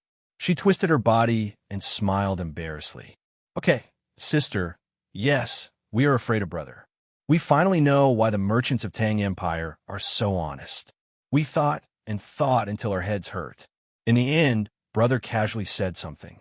When I went back and thought about it with them, I found that I was at a disadvantage again. In the end, we felt that we made a mistake, a big mistake. Yes, a mistake. So? Wang Wan asked with a smile. So we decided to change the negotiation rules. According to Xiao Yuan, instead of stopping the boiling water, it is better to take drastic measures. We found the wrong opponent to negotiate with previously. It is the biggest joke in the world to play economic games with brother. We are using our shortcomings to attack his strengths. To sum it up, we are stupid. Xiao Bei was very calm. Since her older brother had promised not to participate in the negotiation, he would not go back on his words. Even if her older brother heard what she said in the room next door, he would not come out to the negotiating position again. It was just like how her older brother disdained to use administrative means to solve economic schemes. In the past few days, the 9 of them went to visit. Most of the merchants said that they were afraid of their older brother, not because of his position, but because of the confidence that her older brother had when dealing with them. If he did not use administrative means, they would not be her older brother's opponent. That administrative order that could be used at any time was like a loaded bullet that had not been fired. It was like swimming on their own. They were not afraid of how deep the water was, but they were afraid of not being able to find the bottom. Administrative orders were the simplest method and could easily solve any economic scheme. However, if her older brother did not use them, no one could guess how many methods her older brother had and how profound his way of doing things was. Indeed, the unknown was the scariest. Wang Wan looked at the changing expression on Xiao Bei's face. She seemed to think of her sister's concerns and admiration for her older brother. So she said, "Did you guys adjust the negotiation strategy and use a trick to lure the enemy to change the leader? It looks like you guys are treating me as a pushover. Tell me, what is the content of your negotiation today?" Xiao Bei shrunk her neck and stuck out her tongue. Her eyes kept rolling as she shook her head. "No, I just feel that sister is better than brother. Brother is not giving it at all. Be careful that your older brother won't cook for you guys tomorrow. All right, let's see if I can give in today's conditions." Wang Wan touched and pinched Xiao Bei's face as she spoke. Xiao Bei sat up straight, looked at the folder she had brought, and said, "All right, regarding the conditions raised by brother yesterday, we have the following ideas. For every 10,000 square kilometers of map provided by the intelligence department and the military department, we should not pay 5,000 strings of coins. This is because everyone knows that it is impossible to use military maps in a child's Monopoly game. Military maps are top secret. We ask that you treat some of our partners according to the actual situation. We have protected your military confidentiality system, but your fees are too high. Furthermore, when we release the game locally, we will definitely obtain new local intelligence, more detailed and specific information. Children are not tight-lipped. Therefore, in exchange for the exact information we can obtain, we will reduce the cost of all map modifications. At the same time, due to the geographical constraints of the objective traffic situation, where can we find 85% of the children? If you insist, I need you to fully equip the early stages of transportation infrastructure. As for the second point, we believe that the 26% shares we can obtain is too little. In other words, we lack the understanding between partners to let 50% of the children like to eat foreign food. Because after continuous trials, we believe that more adults will like to eat the foreign food that we have researched. Therefore, we ask that you increase the shares given to us in other Monopoly games. Otherwise, we will ask that the adults in the country are not allowed to eat the foreign food that we have researched after trying it." After Xiao Bei finished speaking, he looked at his sister without blinking. They had discussed for a long time last night before coming up with targeted conditions, and they were very convincing. Now that brother was not participating in the negotiations, he wanted to see how his sister would respond. Perhaps he could gain a huge advantage. Wang Wan still smiled and nodded. "All right, we accept all of your requests." Xiao Bei immediately sighed when he heard this. He knew that it was over. His sister's tone was too similar to his brother's. In the past few days, he had already known that when his brother agreed to his conditions without hesitation, the additional conditions he mentioned would cause him to lose a lot of benefits. His sister definitely knows how to. "Huh, you businessmen have been deceived. The demoness cuckoo in your eyes is not only good at fighting." Just as Xiao Bei was worried, after Wang Wan agreed to the conditions, she said to Xiao Bei, "We fully support your pursuit of benefits. Similarly, we also have our own interests." "Say it, I am mentally prepared." Xiao Bei lowered his head dejectedly. Under normal circumstances, when an adult saw Xiao Bei like this, they would be soft-hearted and give in. However, Wang Wan knew that now was not the time to be soft-hearted. Her younger brother and sister negotiating with her, and Xiao Bao was a child acting coquettishly and showing off to adults. If it was too easy for them to gain recognition in terms of knowledge, they would very likely put their thoughts on other aspects in the future. Taking a deep breath, Wang Wan glanced at Zhang Xiaobao, who had half of his head peeking out from another room. She said to Xiao Bei, "According to the advantages you mentioned, we require you to summarize a piece of useful information from the foreign children every day. At the same time, we no longer require you to recruit 85% of the children, but you need at least 20% of the children to be convinced by you within half a year to acknowledge our Tang Empire. You also need to convince 10% of the parents to change their hostile views towards our Tang Empire. As for the second point you raised, under the condition that we agree, the share distribution will be calculated according to the proportion of the adults who specially order the foreign dishes in each restaurant. You can send financial supervisors to calculate, and then distribute according to the net profit ratio of the foreign dishes sold. You can have 50% of the shares. I knew it would be like this. Anyway, there's still a lot of time before we can really sell the monopoly toy to the foreign world. We're not afraid. We have already prepared for a long and difficult negotiation process. I will remember it. When I go back, I will discuss with them. I can't put all my thoughts on the negotiation and delay other things. It is not worth it. I'm going back now. Brother, where are you? I'm leaving now. Xiao Bei found that things were not different from what he had guessed. He let out a long breath and admitted this fact. He yawned and prepared to go back to his courtyard. Zhang Xiaobao came out from the room next door and carried Xiao Bei downstairs. Wang Wan followed to send him off. At the back door of the first floor, Zhang Xiaobao said to his sister, "I heard that the prefectural school will hold a table tennis competition for all children between the ages of 7 and 13. If you have time, go and take a look and support the sports development of Tang Empire. Then, will we come back for dinner tomorrow?" Xiao Bei was very afraid of eating outside. If the food was not delicious, he had to pretend that he liked to eat. It is not easy to be a public figure. Xiao Bei sighed like an adult. Zhang Xiaobao kissed his sister's face and patted Xiao Bei's head. "Tomorrow, I will ask someone to send food over. Take it as supporting the sports development of Tang Empire. Out of the 8 dishes, you can choose any 4 dishes. 2 meat dishes, 2 vegetables, and 1 soup. Okay, I'm leaving now." Xiao Bei skipped away. Wang Wan looked at Xiao Bei's departing figure and turned to Zhang Xiaobao. It is not easy for the younger brothers and sisters. As public figures, they are invited to participate in all kinds of activities almost every day. Unlike us, others know that we have to think about the war and domestic affairs, so they do not dare to invite us. The children of aristocratic families seem to be very happy, but they are actually busier than ordinary children. After a few days, it is up to them. If they feel tired, they can tell others not to invite them in the future. Otherwise, they will be like celebrities and have to appear in all kinds of situations. Zhang Xiaobao nodded. Suddenly, he felt that something was wrong. After thinking about it, he coughed and said to Wang Wan, "What era are you talking about public figures? What era are they?" Wang Wan was stunned. Then, she rolled her eyes at Zhang Xiaobao. "Why do you have such a strong resentment for that era?" "Yes, public figures must be able to perform the specific actions that his or her identity in front of the public represents to society.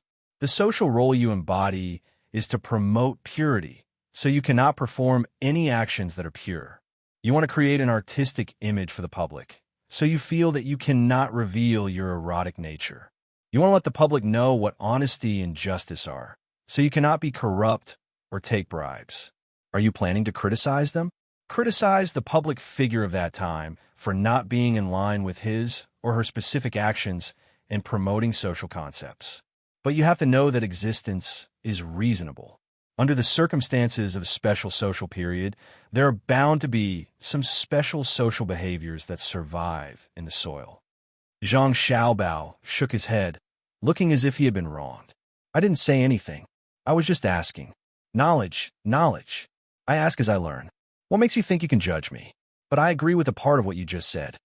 Do you agree that it is reasonable for public figures to perform under certain circumstances when they do not perform as they wish?" Wang Wan asked. "No, I agree with what you said before.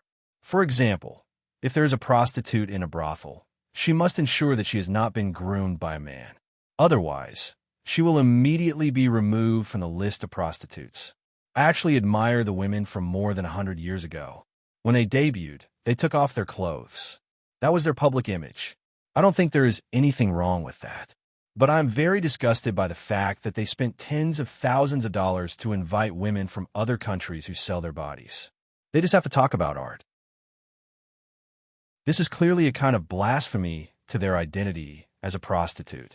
Zhang Xiaobao continued to criticize as he explained. Watch your mouth. Be careful of offending people. What if you meet someone like Wang Bei who is unrepentant and insists on making trouble for our family? Actually, what you just said is related to the education of the local officials. Back then, it was not like now. If the officials did something immoral, they would be pointed at and scolded on the street and blushed. The officials back then were successful in their cultivation. Okay, let's not talk about the things back then, okay? Let's talk about Xiao Bei and the others. I was serious about what I said just now. I have really decided to use Xiao Bei and the others' game of Monopoly to attack the national spirit of the other countries. He was already used to Zhang Xiaobao's cynical personality, so he changed the topic and talked about the national spirit of the other countries. Zhang Xiaobao pondered for a moment and said, I know. I also support it and have been doing it. Just like the long-term strategy that the United States used against China, they used all kinds of methods to destroy the history, culture, and beliefs of the Chinese people. The simplest method is economic. Yes, the United States was very successful. Some people were attracted by the beautiful foreign economy. They did not think about how long China had been established. They only saw the wealth of the United States and the various domestic problems at that time. But in fact, the United States was also a failure. The Americans seem to be unable to understand our nation. We scold and love at the same time. When we have nothing to do, we scold to our heart's content. But when faced with a life and death situation, we will stand up and use our lives to support our nation. I used to think about it, and later I felt that this was the survival of the Chinese people. All the ancient civilizations had disappeared, so why did China still exist? It is because this nation is very different. Their nobility makes the world blush with shame, and their despicable level embarrasses themselves. It is a contradictory combination. It is also because of its uniqueness that its civilization and spirit have been passed down. Then what you mean is that now we also want to see what situation the people of Tang are in now. Wang Wan asked. No, I want to see if we can help the other ancient countries to perish in advance and then be reborn. The reborn countries do not even have their own civilization spirit.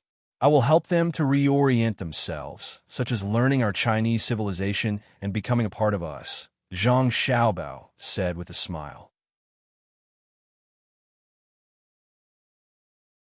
Chapter 1252. The next day, Xiao Bei and the other 9 kids went to the government school together. It was an ancient school that had been around for more than 100 years. Many talents had been produced and recorded. Now, portraits were hung up for future generations to admire. Were there any villains? Yes, but villains weren't qualified to be painted, let alone be hung there. The government school used to be located in the center of the city. Now, because of the expansion of the city, the location of the state capital was shifted, and the school was shifted as well. It was similar to the state capital, but it was slightly renovated. It wasn't an unspoken rule that officials didn't renovate the yamen. In the past, the government didn't renovate the yamen. The officials would rather be greedy than renovate the yamen. They would be scolded by the people, criticized by their colleagues, and impeached by the imperial censor. Now, the yamen was renovated as much as possible. The officials had to work in a comfortable environment, and the rooms for receiving the people also had to make them feel no pressure when they came in, as if they were at home. The reason why the yamen and school weren't renovated immediately was because they were going to move. Idyll planned to further expand the city without the city wall. The city wall was no longer useful, and there was no need to leave it as a cultural relic for future generations to see. If future generations wanted to travel, they wouldn't come just to see what the wall was, right? What needed to be left for future generations was a kind of spirit, a series of knowledge, and a rich and beautiful land. The yamen and school were going to be moved out of the city. They would be renovated in the city. Now, there were more and more people, and it was too crowded. Outside the city, they were building a base, designing the water and sewer systems, spacious streets, and towering buildings. They were 4 stories tall, and each household was very large. There was quite a lot of space between the buildings. Then there was the library, the garden, and the open-air market. After Zhang Xiaobao and Wang Wan came over, they felt that life was too leisurely, so they suggested to do it locally. They also helped to design it. Because there was no electricity, gas, or natural gas, they still had to burn coal. The buildings were designed with special flue pipes. The reason why the distance between the buildings was enlarged was that it was convenient for the people to communicate with each other. They didn't want to lose the warmth of neighbors because they lived in the buildings. The library wasn't for everyone to study. There would be all kinds of newspapers, chess, and cards in there for a period of time. At that time, the people living in the building would come out to bask in the sun, go to the library to chat, discuss national politics, and scold uncivilized behavior. When the sun was about to set, they would go to the market to buy some food to cook. In order for people to be willing to move in, they would have to relocate the government office and school. Next, they would have to relocate the manpower market and small commodity wholesale market. If there was still not enough people, they would have to build a new stadium nearby. Of course, there would also be a movie theater that would play Li Longji's image first. It was a very conventional method. Not to mention Zhang Xiaobao and Wang Wan. Anyone from their generation would have done this. This kind of urban management and relocation knowledge was no longer knowledge, but common sense. Unless the person who came did not care about the common sense of society at all, then there was no other way. He believed that such a person would not be able to survive in this era. When Xiao Bei and the others arrived, they saw the dilapidated courtyard and buildings in front of them. Why isn't anyone paying to fix it? What were the authorities thinking? It's fine if it's broken, but it actually caused the prefectural school to break as well. Also, why didn't the merchants give some money when they saw that it was a prefectural school? The children in the school don't have it easy either, right? Li Yilong put her hands on her waist and shouted in front of the school. The faces of the officials in the school and the government office immediately turned ugly. Xiao Bei and the other 9 people moved a few steps to the side, meaning to tell everyone that they were not in cahoots with him. No matter how poor we are, we can't be poor in education. No matter how hard it is, we can't let the children suffer. The children are our rising sun. Everyone is responsible for the children's education. It needs all of us to protect and contribute. Isn't that right, Xiao Bei? Xiao Bei and the others hid, but Li Yilong did not plan to let them go. After she finished speaking, she asked Xiao Bei. Everyone's eyes turned to Xiao Bei. Xiao Bei turned his head to the other side, as if he was very interested in the ants that were moving insects on a bluestone at the school entrance. Is it going to rain? The ants are moving. After everyone waited for a while, Xiao Bei finally spoke. Xiao Yuan cooperated and walked closer, squatting down to look. He turned back and said to Xiao Bei, "It doesn't look like it. It's a group hunting operation. The ants are very united. I don't know if they will follow when the school moves to a better place in a while." Li Yilong was more embarrassed and said, "Xiao Yuan, you didn't hear what I said just now, right? The school is too dilapidated. Didn't you hear what I said? The school is about to move. The new prefectural school is much better than what we see now." Xiao Yuan felt that there was a problem with Li Yilong's IQ. Li Yilong was scolded and her face turned slightly red. She defended herself. "When did this happen? I don't know. Look at the local newspaper. Are you Principal Zhou?" Hello. It's not the first time I've heard of you. You value the health of the children very much. You often let them participate in exercise. It has a great promoting effect on strengthening the physique of the children in our country. You have worked hard, Xiao Bei said to Li Yilong, turned around and smiled. He went forward and he shook hands with the principal. In his heart, he complained. The school was not repaired, but the road at the entrance was repaired. It was full of potholes. What if the children fell? It was better to lay a layer of fine sand. Principal Zhou didn't know that the little guy opposite him was giving him face. He really thought that he did a good job. He raised his hand to touch Xiao Bei's head. After Xiao Bei dodged, he said with a smile, "I haven't done enough.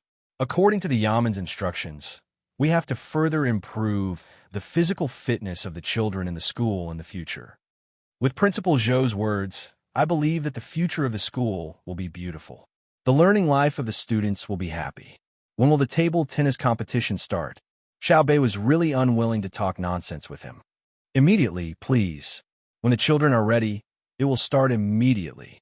Principal Zhou realized that the expression in Xiao Bei's eyes was not very good. He quickly got to the point. Xiao Bei and the others were about to step in when someone suddenly appeared nearby and shouted to Xiao Bei, "Xiao Bei, can I ask you a few questions?" Everyone looked sideways. The person who shouted quickly introduced himself. "I'm the information collector of Idyll newspaper. I want to ask you a few small questions." Xiao Bei thought of the reporter in the story and waved him to come closer. He looked back at the other 8 brothers and sisters, took a deep breath, and the corners of his mouth curved up. He showed a professional smile and said, "Go ahead." The reporter was very happy and said, "My surname is Wang. You can call me Collector Wang. First, I want to ask you a question. Everyone knows that you came here with Xiao Bao and Cuckoo to attack the Arabs. Do you think we can win?" The reporter, surnamed Wang, asked this question with good intentions. He wanted to let the readers of the newspaper know that the Tang Empire could win through the interview. Xiao Yuan and the others felt sorry for Xiao Bei. They hated it when people asked such questions. It was hard to answer. Xiao Bei was in charge of foreign affairs, so he was troubled. At this moment, Xiao Bei showed his professionalism. The expression on his face did not change at all. He was still smiling and said, "The soldiers and soldiers of the Tang Empire are united like a family. No matter what difficulties we face, we will overcome them together. As the country develops, I believe that the future will be better." Reporter Wang was dumbfounded. He looked up and scratched his head. He thought about it as fast as he could and asked, "Xiao Bei, can I ask you a second question? We all know that the Japanese are coming to the Tang Empire, and there will be a lot of them, including their leader. Some people say that we invited them here as a form of deterrence and warning. What do you think of this? The world is the world of the people. Regardless of whether it is an individual or a country, there is a need for communication and cooperation. I look forward to the Tang Empire having a deeper understanding and communication with more countries. In terms of culture and economy, we can exchange what we lack and improve together and develop together." Xiao Bei replied and looked at reporter Wang, indicating that he had finished speaking. Reporter Wang choked. Was this what I asked? If he thought about it carefully, there was indeed a connection, but why did the answer make him feel so uncomfortable? "Xiao Bei, thank you for your answers to the previous 2 questions. Let me ask you a third question. It is said that the cannons of the Tang Empire are very lethal, and the Ministry of Works is still researching even more powerful offensive weapons. Can you introduce these cannons and future weapons to us? What effect will their existence have on the surrounding countries?" Reporter Wang continued to ask. He didn't believe that he couldn't get something practical out of Xiao Bei. Xiao Bei's eyes moved, and he nodded. "Just like what I said before, the Tang Empire is willing to have many exchanges with other countries. We place emphasis on peace. As everyone knows, the Research Institute of the Ministry of Works has developed many technologies that are beneficial to the country and the people. These technologies have made our lives more prosperous, and, at the same time, they have the effect of maintaining peace. When the surrounding countries communicate with our country, they have also benefited from our technologies. I firmly believe that in the future, the research results of the Ministry of Works will have a deeper impact on the cooperation between countries." Gatherer Wang, the competition is about to start. Why don't we go in together to gather information about the competition? Seeing that Xiao Bei had answered the 3 questions, Xiao Yuan immediately said to reporter Wang. Reporter Wang wanted to bang his head against the wall. Other than the people from the Zhang family and Wang family, everyone else was in a state of confusion. They were all trying hard to think. What was Xiao Bei talking about? He was asking about the outcome of the war, the threat to the Japanese, and the level of the country's weapons. But wasn't what he said too general? It was soft and powerless. Xiao Bei looked at the expressions of the people around him and was also depressed. What do you want me to say? You wanted to say that it's very easy to invade other countries. Other than killing them, I'll capture the rest and make them slaves? You want me to say that the invitations to the Japanese and Xinhua are not only threats, but you can also take advantage of them leaving your own country to use this opportunity to do as much damage as possible? You want me to say that it's easier to kill people with cannons than using knives to kill chickens? Not only are the cannons now very powerful, but the gasoline bombs that the Ministry of Works is going to develop will also cruelly kill the enemy during positional warfare. Can I say this? I'm a diplomat. I have to protect the country's positive image. No matter how dirty the things I do are, I have to make it sound dignified. If you ask me in private, I might tell you the truth. Now, it's going to be in the newspapers. If I let you have your fill, how disappointed will my brothers and sisters be? I, Xiao Bei, am the most outstanding diplomat in my brothers and sisters' eyes. The group of people walked into the school in a depressed atmosphere. Xiao Yuan held Xiao Bei's hand and praised him. Your answers are too beautiful. You're really like an antelope hanging horns. If it were me, I definitely wouldn't be able to answer such vague questions. It's okay. It's just SOSO. Basic skills. Yes, basic skills. Xiao Bei smiled like a flower and said modestly. When the team arrived at the competition venue, the contestants and the audience were ready. There were not only children in the audience, but also adults. They were probably not busy with work today, so they came to accompany the children to watch the fun. Executive Zhou went up to speak first. He spoke for more than half an hour, from when the academy was first established until now.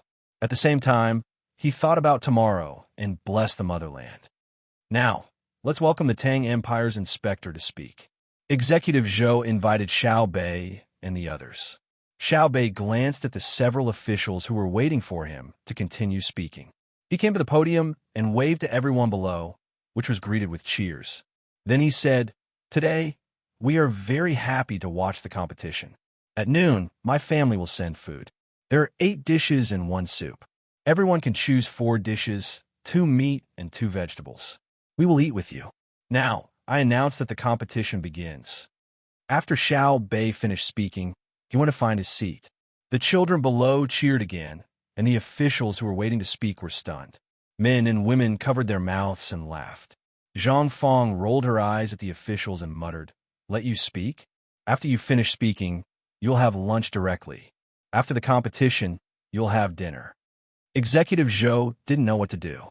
He trotted to the officials of the yamen and said, "Well, everyone, can you go up now and say something? Didn't you hear that the competition has started? Start." One of the officials scolded, thinking that Executive Zhou was really unreasonable. Xiao Bei said that the competition had started, but he still dared to come and ask them. He didn't know what Xiao Bei would think if he saw his action. He would fire him later. Later, tell Xiao Bei that our yamen is responsible for providing the fruit platter. Now ask someone to prepare it. Buy the good fruits and cut them. After scolding Executive Zhou, the official ordered the people around him. He clearly saw that Xiao Bei glanced at this side, and then Executive Zhou just returned to the podium and said that the competition had started. Would Xiao Bei think that she had already said that the competition had started, but it was useless? She had to ask him, "You're the local official. You're the boss. I can't suppress the local snake. It's over, it's over. I was tricked by that guy surnamed Zhou." The competition started, but the official was still worried. His eyes swept over Xiao Bei from time to time. No matter what Xiao Bei did, he felt that it was directed at him. After thinking about it, he was still worried. He leaned over to Xiao Bei and said to him with a smile, "It's really hot. Just now, Executive Zhou asked me before the competition started whether I should prepare a few umbrellas for you. At that time, it was not hot, so I said no. I didn't expect it to be hot again. Do you want to hold up a few?" Xiao Bei's eyes were on the small table tennis table. He casually replied, "No, we are still young. Staying in the house all day long is good for our health." Yes, Yes, I also think that not being in the sun is bad for our health. The official echoed and finally felt relieved. The competition on the field continued. It was a best-of-3 system. The children played very seriously. The 4 tables competed at the same time. From time to time, cheers could be heard from the audience outside the field. When the sun rose a little higher, Xiaobei arranged for someone to send out free soda. It was iced. She had heard from her brother and sister that children could not drink carbonated drinks for a long time. They were restricted at home. Therefore, when she came outside, she would drink 2 bottles if she had the chance. It was delicious. When she drank it, her tongue was numb. Time passed in a trance. Noon came. The winner of the last table was decided. The top 16 were decided. After lunch, they would rest for a while before continuing. As a public figure, even if she was eating with others, she could not stop. Xiao Bei first ate 2 taels of rice with the dishes to fill her stomach. Then, she picked up the plate and began to walk around. Xiao Yuan and the others were basically in charge of One Direction. They ate with the other children, said a few words, showed concern about their learning and living situation, praised and encouraged them, and then walked to the next place. Your name is Mao Mao, right? It's a very nice name. It's as nice as my Xiao Bei. Xiao Bei came to the side of a girl who had entered the top 16. The 11 children were eating around the folded round table. After Xiao Bei came over, she squeezed in and sat down. The girl called Mao Mao by Xiao Bei changed her fierce style during the competition. She was very shy. When she heard Xiao Bei speak, she stopped eating and looked at Xiao Bei, waiting for him to continue. You played really well, especially smashes. When the ball flew high, you smashed it. When the ball flew low, you still smashed it. You actually smashed it quite a few times. I observed your serve. The opponent always missed it easily. You had it spin, right? Xiao Bei continued speaking. At the same time, she lamented in her heart. It was not easy for her. She had to know a little of everything so that she could find common topics with others. Yes, I had it spin. When I was at home, my father specially hired 2 people who were good at basketball to be my masters. Many of my classmates don't know how to spin, so it was easy to beat them. Mao Mao became cheerful with a topic to talk about. That's great. You've done us girls proud. There are 2 girls in the top 16. You have to continue to play steadily and strive to get first place. Your father is really good to you. Did your father come to watch your competition too? Xiao Bei could tell that Mao Mao's family had a good life. Otherwise, who would specially spend money to hire 2 people to be their daughter's teachers? Xiao Bei asked very casually. Who knew that Mao Mao's eyes would turn red when she heard it? Your father didn't come? He doesn't care about you? Xiao Bei asked softly. Mao Mao shook her head. There's a problem with the family's business. The stock is almost unable to support it. Father said that he went to the bank to get a loan. I'm not sure if he can get it. Stock? Xiao Bei's eyes turned. He couldn't understand. What kind of goods could be suppressed in today's society? Recently, it was the peak period of consumption that her brother had mentioned. If they wanted to sell goods, they could sell them. Yes, stock. We have to pay a lot of money every day. If we don't use money to buy things, the goods will starve to death, Mao Mao said. Starve to death? What work? Your family sells slaves? If you can't sell them, you can let the slaves work or rent them out. Xiao Bei helped to come up with an idea. It's dogs. They're like the dogs raised by people who live in the grasslands. They help with the herding and can fight with wolves. They eat a lot of things every day. In the past, my family raised sheep and cows. Later, my father learned how to raise dogs from others and started raising dogs. Now, the dogs are very big, but no one buys them. After Mao Mao finished speaking, she held her chin and fretted. Ow, how many dogs? Can they herd sheep? Xiao Bei wasn't worried. To her, as long as it was a problem with money, it wasn't a problem. 10,000, more than 13,000, Mao Mao replied. How many? Xiao Bei was shocked. Although he had more dogs at home, his family was rich. How much money did Mao Mao's family have to be able to raise 13,000 herding dogs back then? There had to be a place, right? After Xiao Bei asked, she didn't need Mao Mao to repeat herself. She comforted, don't worry, it's fine. Isn't it just 13,000 dogs? I'll invest. Let's cooperate and keep raising them for a few more months. Then, I'll talk to your father after I see him.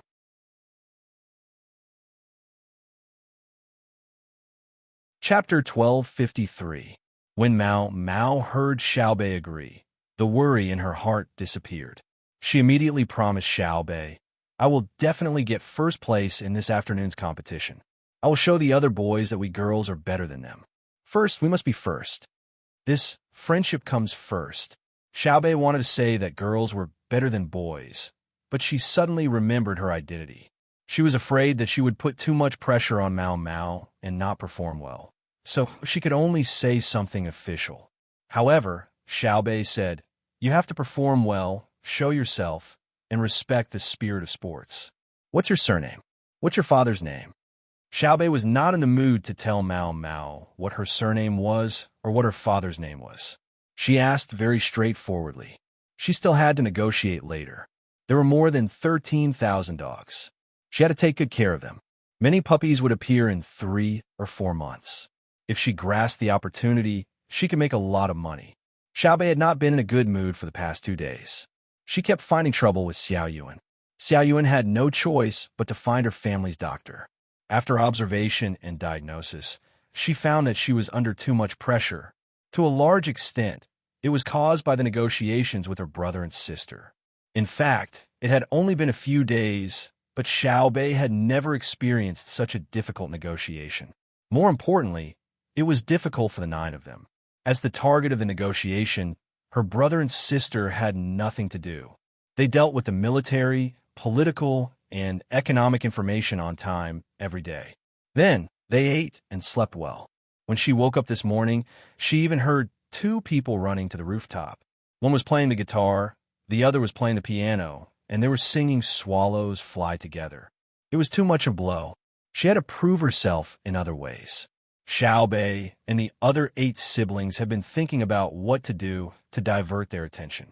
They wanted to temporarily break away from the vicious circle of negotiations with her brother and sister and redefine themselves. The doctor said that her psychological behavior was not normal now. She needed psychotherapy and wanted to send a professional doctor to help. In the end, Xiaobei and the others refused. They did not need anyone's help. They could adjust themselves. Xiaobei thought that she had found an opportunity to cooperate with Mao Mao's father.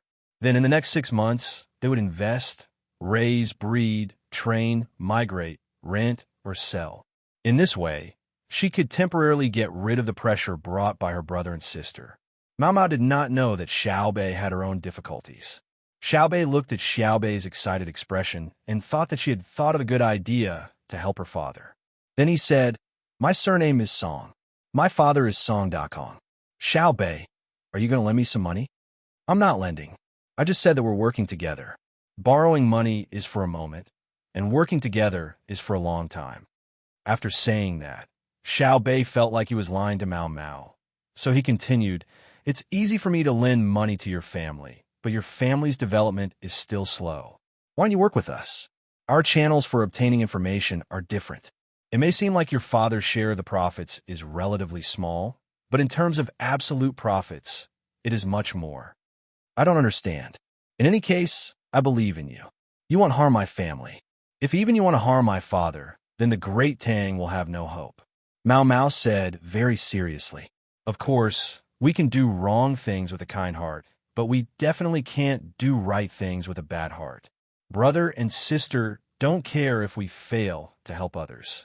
At most, they will be responsible for compensating for the loss, but they won't allow us to build our success on the pain of others." Xiaobei promised Mao Mao. She knew that after her group of children did something, there would always be brothers and sisters helping to clean up the mess. Even if they knew that they were not doing well enough, they still supported them from behind.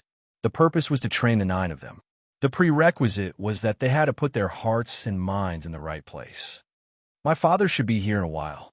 The person in charge of the loan at the bank will be resting at noon."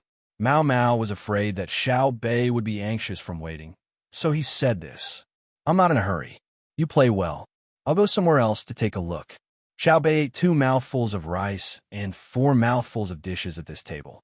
She picked up the plate and continued to walk to another table.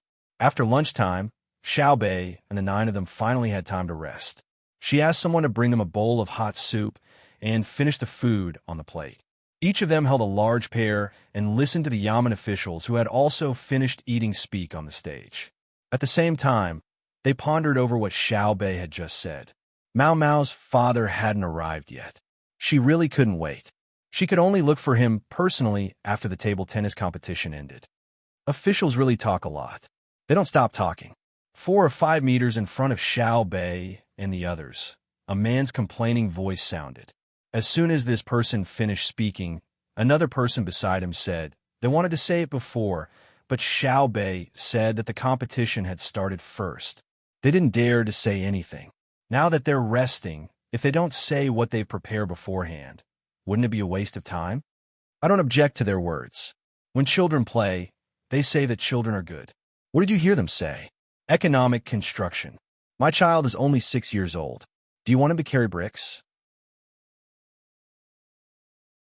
Speaking of economic construction, it's better to talk about the safety of children's meals. My child came home a few days ago and told me that when we ate at school, half of the salted duck egg was smelly. The third person turned his head and complained to the 2 people who had spoken earlier. Xiaobei and the others' attention couldn't help but be attracted. How could they give smelly eggs? When I was young, I liked to eat smelly salted eggs the most. If they weren't smelly, I wouldn't eat them. At that time, they were all smelly. We're poor. My 2 children are like me. They're willing to eat smelly eggs. In the future, when your children encounter smelly eggs, they can exchange them with my children. It's fine if the salted eggs are smelly, as long as the meat isn't. The second person who spoke retorted the third person. While speaking, the sound of saliva swallowing could be heard. It seemed that he really liked to eat smelly salted eggs. Xiao Yuan, have you eaten salted and smelly eggs? Xiaobei was very curious. Why do people like to eat smelly eggs? Xiao Yuan shook his head. No, the ones we eat are not smelly. The yellow ones are oily. I heard that brother's guard at the door say that there's someone in the kitchen who specially marinates the smelly salted eggs. It seems that the eggs are marinated for a period of time. Why don't we go back to the kitchen and ask? Try a few. It's probably similar to stinky tofu. Anyway, it's marinated for more than 28 days. Seems like there's no problem with the school's food. Xiaobei had just eaten and wasn't hungry. He didn't think too much about the smelly eggs for the time being. The 3 people who had spoken earlier seemed to have found a topic and began to discuss the smelly salted eggs.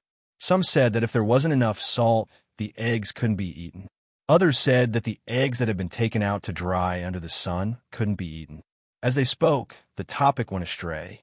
From the salted eggs under the sun to the deterioration of the ham under the sun. From the deterioration of the ham to the deliciousness of the air-dried chicken. From the air-dried chicken to the roast duck of Sanshui County.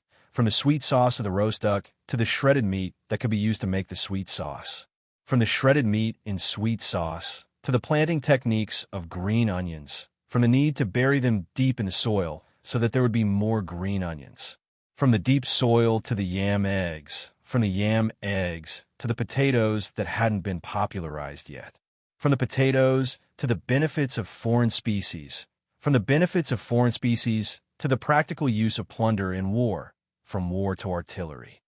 Speaking of artillery, the person who had spoken first began to comment on artillery in an authoritative manner. It's indeed powerful, especially when used against man-eating cavalry. Once it's fired, even the horses would be scared off. The people on top would fall down like dumplings. I've thought about it before. It's powerful, but it's too expensive. How many bullets can one shell make? The imperial court should use more bullets to hit people. That's not right. How can bullets be compared to shells? How far can bullets fly? How far can shells fly? Shells explode everywhere. It's hard to say if the bullets can hit people. Current guns can only shoot up to 500 meters, while shells can fly up to 1,000 meters. The third person who spoke commented like an expert. The first person who spoke was unconvinced. Who told you that bullets can only shoot up to 500 meters? You're talking about pistols. Long guns can shoot up to 3,000 meters, and shells can fly up to 7,000 to 8,000 meters without a problem. Xiao Bei and the others looked at each other and communicated with their eyes. In the end, they confirmed that this person was talking nonsense.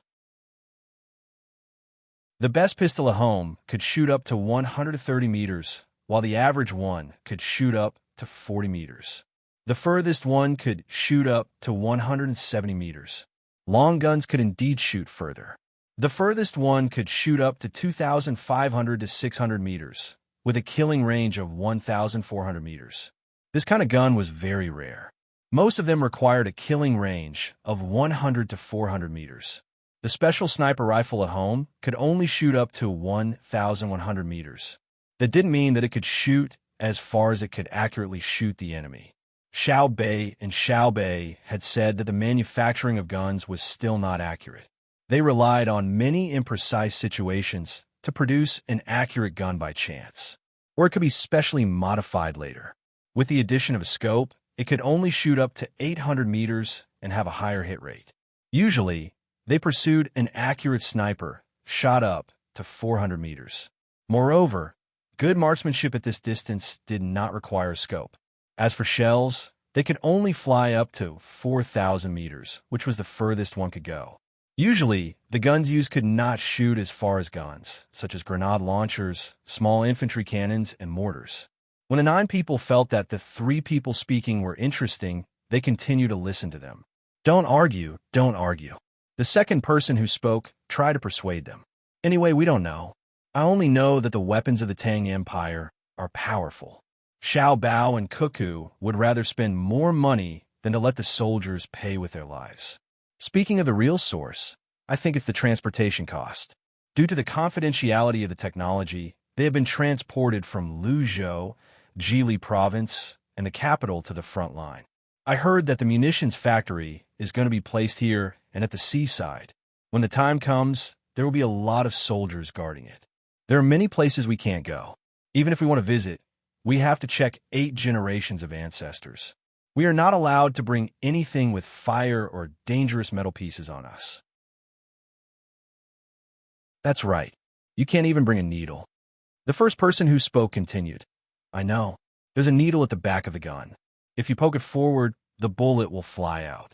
You want to bring a needle over and make the bullet fly out? You know, I'll join the military training tomorrow and touch the gun. I'll tell you when I come back. The third person still didn't like the first person. The 2 of them had quarreled just now. The second person who spoke began to persuade them again. Go. I found that after the transported things are put down, the things that have just been robbed or excavated are transported elsewhere. The transportation is switched section by section. The road here is not easy to travel, whether by water or land. After the last section is finished, many cars and boats can't go back immediately. The cars need to be repaired, the boats need to be checked for wear and tear, and the animals need to rest. Generally, the animals need to rest for 10 days before they can go on the road again. Is it because they can't do anything with the extra 10 days? Animals need to rest, but people don't. People just need to sleep. As a result, there are more idlers. As a local, I'm afraid that they will cause trouble. I'm also worried. They need to eat. I'm worried that the price will be raised. But this can't be helped. Maybe we can only solve part of the problem when the munitions factory is built here, the first person said. The third person didn't continue to argue with the first person. Instead, he said, if I have a business, I'll hire them temporarily. Anyway, they have nothing to do. They have good stamina to do transportation. Let's stop talking. The officials have finally finished reading. The competition is about to start. The top 16. Haha, this group of little guys is so nice.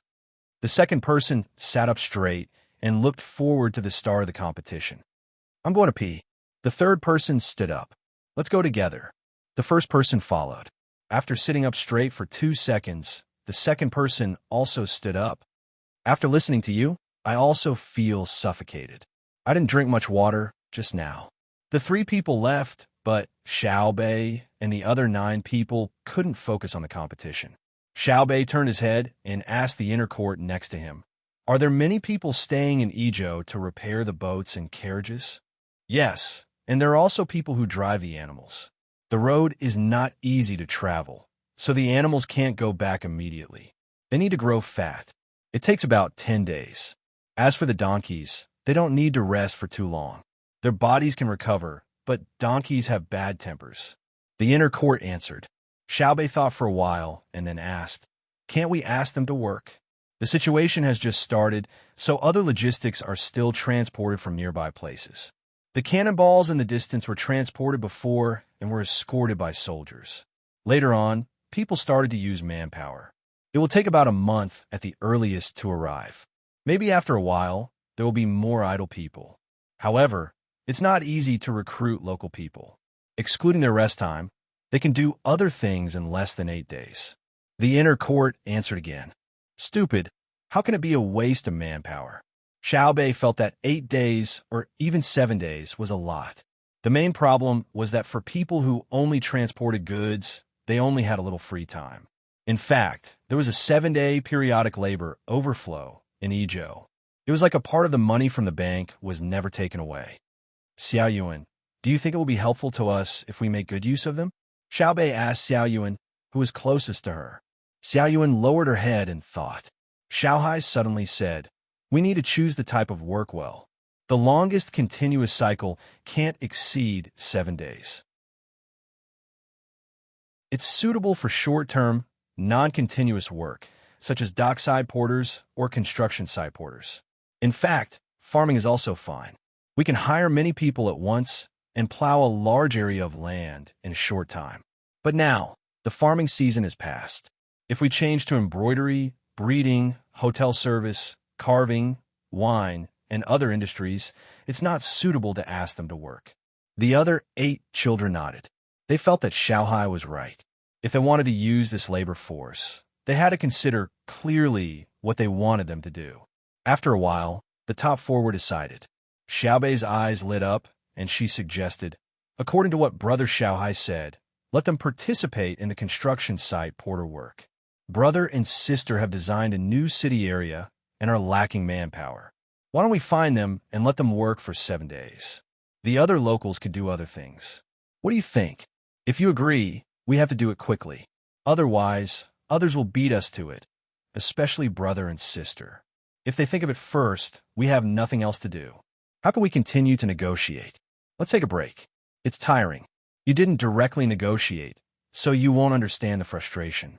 In the beginning, I hoped that brother would miscalculate the benefits.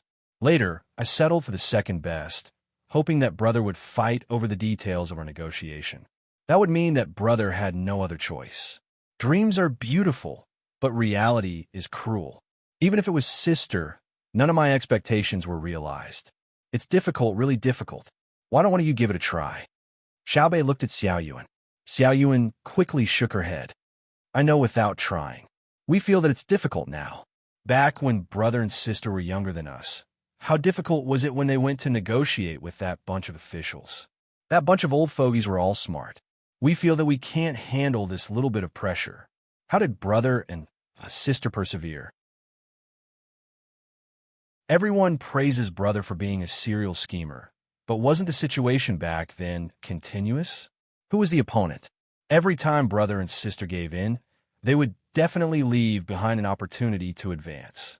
Countless times, they took advantage of losses to achieve what they have today. If we want to reach brother and sister's height, we have to suffer even more. So what if it's difficult to negotiate with brother and sister? If it really doesn't work out, we can give up on negotiations and ask directly. Brother and sister will give it to us. Back then, brother and sister couldn't give up. Thinking about it this way, do you feel better? All right, when we can compete with brother and sister in a battle of wits, we can go anywhere in the world. Now, there's an opportunity to integrate the surplus labor force produced during the transportation process due to objective conditions. We'll let brother and sister see that we're still very powerful. Xiaobei's mood had indeed improved. Wasn't it just that they felt that they had failed in the negotiation because they couldn't get any benefits? What was the big deal? Their opponents were very, very impressive. They were brother and sister who could fight with the entire imperial court officials, including Uncle Emperor and win. After thinking it through, The 9 little fellows began to arrange people to keep an eye on the various transportation teams and pull them together to provide labor output to the construction site. They themselves were waiting for Mao Mao's father, Song Dakong, to appear quickly. This way, they would have 2 new business deals and increase their own advantage in the process of negotiating with brother and sister. The competition was still going on. The 3 parents who had previously said that they were going to the outhouse did not go back. They gathered together to talk. Big brother, the 2 of us cooperated pretty well, right? Did we reveal any flaws? The second person who spoke asked the first person who spoke. The first person who spoke wiped the sweat on his forehead and shook his head. I don't think so. I believe that with the little ancestors' intelligence, they should be able to think of recruiting people to work. It's really not easy for Little Master and Little Lady. On one hand, they're attacking Xiao Bei, Little Master, and Little Master, and on the other hand, giving them new hope. Big brother is right. Everyone says that our Xiao Bei and Xiao Yuan are very powerful. There's also Daonan and Xiaonan, Xiao Qiang, and the others. The common people think that they're all good. They only think that it's magical and good feng shui. Only we know how Little Master and Little Lady educate their younger siblings. Have those adults who think that their children can't compare to other people's children ever thought about how much they've sacrificed? In fact, it's like planting crops. Leaving it alone and carefully tending to it will definitely result in different results. The third person who spoke sighed. He was also so nervous that he was sweating. If the little ancestors had seen through him just now, not only would he not be able to complete the task that Little Master and Little Lady had asked him to adjust his younger siblings' mood, it would even make the little ancestors feel even more sad. How's the other aspect? Will Song Dakong spill the beans? The first person who spoke, who was also the big brother, asked. The 2 people shook their heads. One of them said, "It shouldn't be wrong. Last night, Little Master deliberately asked someone to set up a trap and made an agreement with Song Dakong. The little ancestors gave people a lot of pressure, but they didn't give people pressure from themselves. They gave people pressure because of Little Master and Little Lady. Who is Song Dakong more afraid of? That's right. Let's wait for the news. We've made a contribution. I hope the little guys can grow up well. My child is about to be born. When he's born, I'll directly send him to the department in charge of parenting in the inner yard. I estimate that after 10 years, even if he can't compare to the little ancestors, he'll be close to them. When the big brother talked about his unborn child, his eyes were full of gentleness. He was very confident in the education system of the inner yard children. I'm a dog breeder. I'm short of loans. I can't raise dogs anymore. I'm a dog breeder. I'm short of loans. Outside the prefectural academy, Song Dakong kept repeating the same sentence in front of a small mirror in his hand. He had been practicing since last night. After sleeping in a daze, he started to repeat it again in the morning. But he was still worried. He was indeed a dog breeder, and he was really short of money. He needed a loan, but he was not in a hurry. He used to provide funds for 4 schools at the same time. He took 6% of the total funds provided by the society for each school. Moreover, he used money to build roads and simple bridges for several villages. With the receipt, he could easily get a loan from the bank. But Song Dakong didn't want to do that. 6 years ago, when he planned to invest money in the Chaiyang operation, he never thought of getting a loan through this. He just felt that since he had money, it was right to help more children. He helped people to build bridges and roads, and it was very comfortable to hear a word of praise. If he had to do that today, before he got a loan, he felt that it was demeaning to himself. He was willing to spend money on the children, but it was not for any benefits. He planned to find someone to borrow some money to get through this uncomfortable period of time. Who would have thought that Xiao Bao would send someone to find him last night? He asked him to tell his daughter that he would get a loan and then come to see her. He said that with his daughter's playing skills, there was a great chance that she could attract Xiao Bei and the others, and thus pave the way for him to appear. There were 2 other people who had also received the mission. One was a herdsman in the northern area of Hebei province. Later, he moved his family to Idyll, and now he was not doing well. The other was a man who had a lot of contact with the Turks in Fengzhou and raised eagles and hounds at home. 3 years ago, he came to Idyll with 5 eagles. Xiaobao told him not to be surprised or excited when he saw the two of them. Perhaps he wouldn't be able to meet them, or perhaps he wouldn't be able to connect with Xiao Bei and the others. In that case, he would have to act one or a few more times until they connected. That was because his 13,000-plus dogs were very useful. So now was the time to test himself. He had to be steady and treat it as the first time he met Xiao Bei. In fact, it was the first time he met Xiao Bei. He had to be like a normal person. No, a normal person. He repeated it twice and then went in. Song Dakong kept encouraging himself. As expected, he repeated it twice in front of the mirror, took a deep breath, and walked into the school.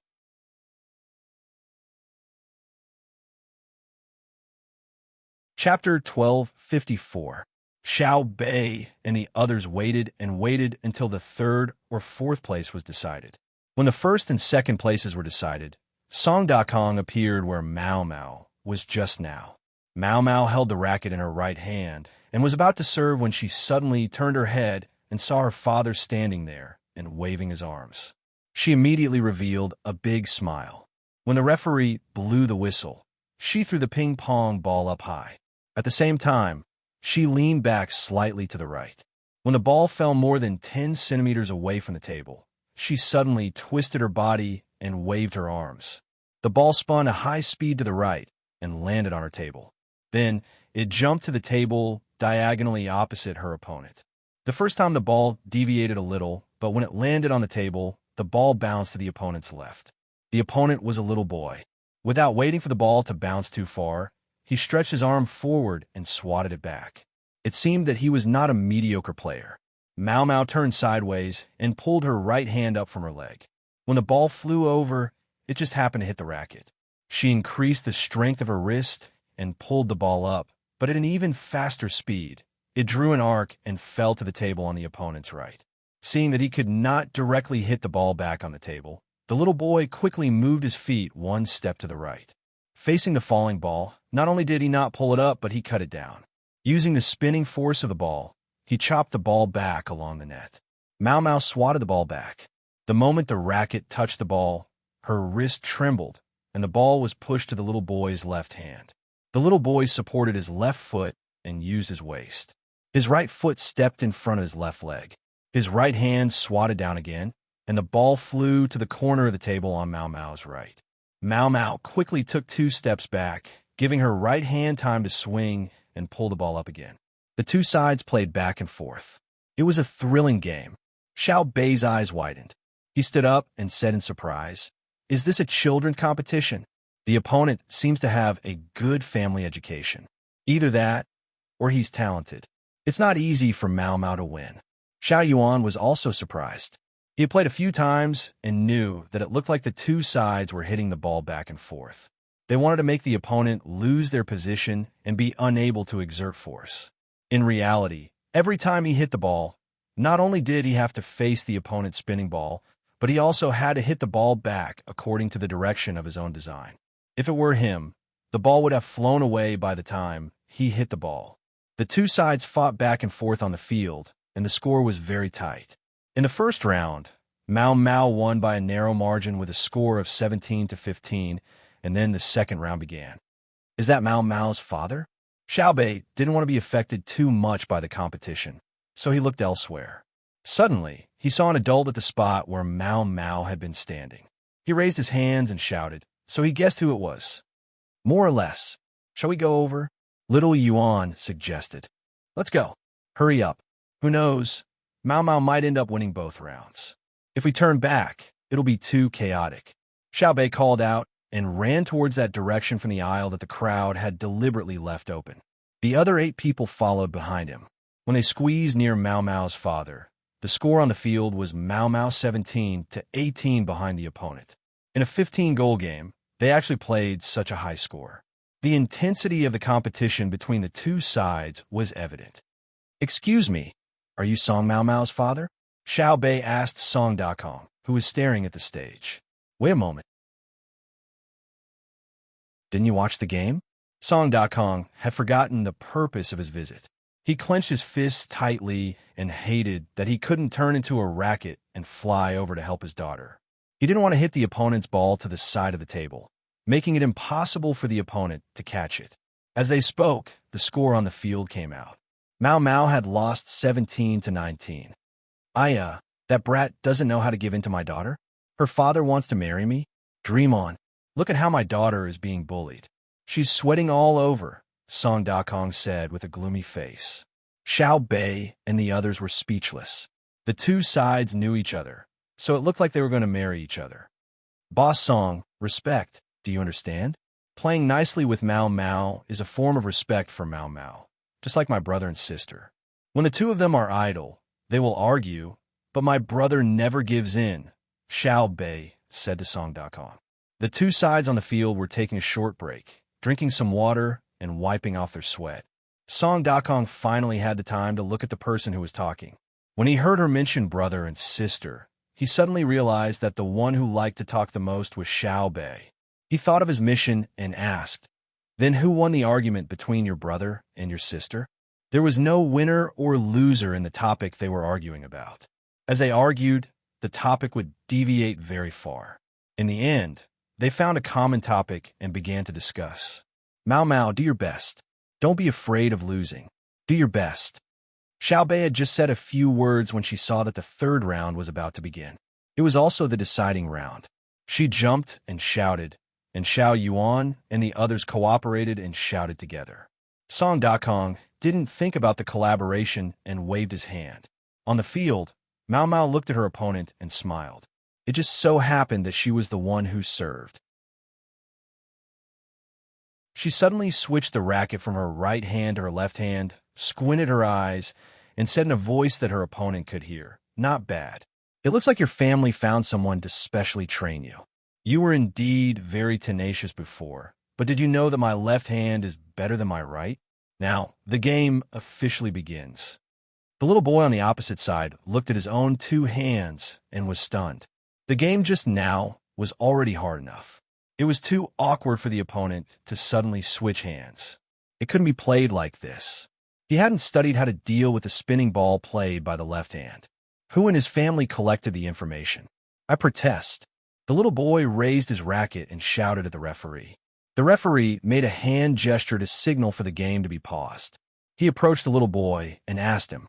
After that, he softly communicated with the little boy and retreated, indicating that the game should continue. The little boy looked depressed. It looked like his protest was ineffective. Mao Mao threw the ball and pushed it with her left hand. The ball bounced twice on the table. The little boy caught the ball and it flew away. Mao Mao, aren't you supposed to serve the ball? Why aren't you turning it? The little boy picked up the ball and returned it to Mao Mao.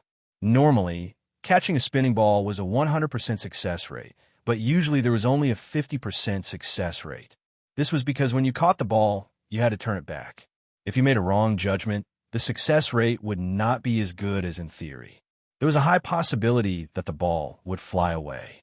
Just now, he wanted to turn it back, but the opponent didn't turn it. All is fair in war.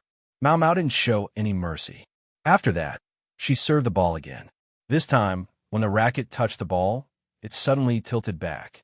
At the same time, there was a pulling action. As a result, the ball rolled forward and spun down. The little boy made a horizontal cutting action to block the ball. He made a wrong judgment, and the ball flew away from the top. Then Mao Mao showed his power and made the opponent eat 7 balls in a row. The little boy didn't get the right to serve and fell behind 0-7. The 8th ball was finally caught. Just as the ball was pulled to a far angle on the right side and hit Mao Mao's right hand, Mao Mao directly hit the little boy's left hand with his left hand. The little boy couldn't adjust and lost the ball. Just now, he was at the right corner of his table and pulled the far angle. Now that the ball was spinning, he had to run back and step with his right foot and pull up with his right hand. But he didn't have the time. He had already lost his position. The little boy was not used to Mao Mao's left hand. He understood that the left hand didn't mean that he was good. If he knew how to play, the opponent would face the same situation as him. If his position was uncomfortable, the opponent would also be uncomfortable, unless the opponent used 2 hands, but that was not allowed. Do you need me to give you a handicap? After playing for a while, Mao Mao was leading 12 o'clock and still had the right to serve. The little boy lost miserably. When he heard Mao Mao's words, he hesitated for a moment and showed a disdainful expression. Give me a handicap? Isn't it just a left hand? Next time, do you think I can't afford to lose? Serve. The two played back and forth. The little boy was affected by his mentality and played worse and worse. In the end, he lost 0-15. It was a clean loss. The audience couldn't believe what they saw. The first two games were so fierce. How could the third game be so obvious? Mao Mao didn't look too happy when he won the game. Instead, he said to the little boy, "My father wants to talk about cooperation with Xiaobei.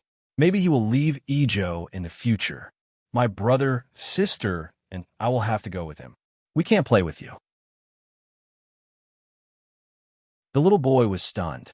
Winning or losing the competition seemed so insignificant at this moment. He felt very sad and asked, "Didn't we agree when we started school at the beginning of spring? When it rains during summer vacation, we'll go catch loaches and make them eat tofu. If you leave, I'll take the servants at home to catch loaches." It was Xiaobei who said to cooperate with my father.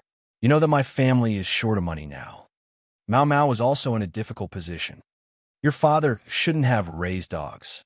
It's better to raise cows and sheep like my father. I will find my father and ask him to give your family money and not cooperate with Xiaobei." The little boy said angrily. "Impossible. Xiaobei wants to cooperate with others. Who dares to disagree? Look, they are talking." Mao Mao pointed at his father's position. There were a few children there. "I'll go find Xiaobei." The little boy gritted his teeth and said, "You can't stop them. That's Xiaobei, not silly boy and the others like us. Do you want to use your power or money to pressure them? You can catch loaches when you have time. I'm not stupid. Why should I stop them? I'll tell them to cooperate. My family is fine too. You can count me in. That way, you don't have to worry about me not being able to catch loaches with you." "Who's worried? I'm not going to play with you." Mao Mao turned around and ran toward his father with the racket. The little boy was shocked. He slapped the table and threw away the racket. He chased after his father and muttered, "You said that you would catch a lot of loach fish. Leave some for us and give the rest to others in school. You don't keep your word. You won, you won. Mao Mao, you are so good. You can play with your left hand. 15-0. You are first." Xiaobei saw Mao Mao coming over and happily held his hand. Mao Mao was not very happy. He forced a smile and nodded. "He is not used to my left hand. If there's a next time, he will definitely not lose so quickly. He learns very quickly. There are no ifs in a competition. The next time will be the next time. Although friendship is first, it is still like war. Success or failure depends on the hero. If there is an ifs, then perhaps you will practice better next time and win more easily." Xiaobei had already developed the habit of not regretting. She would sum up her failures, but she would not regret what she had done wrong in the past. That was useless.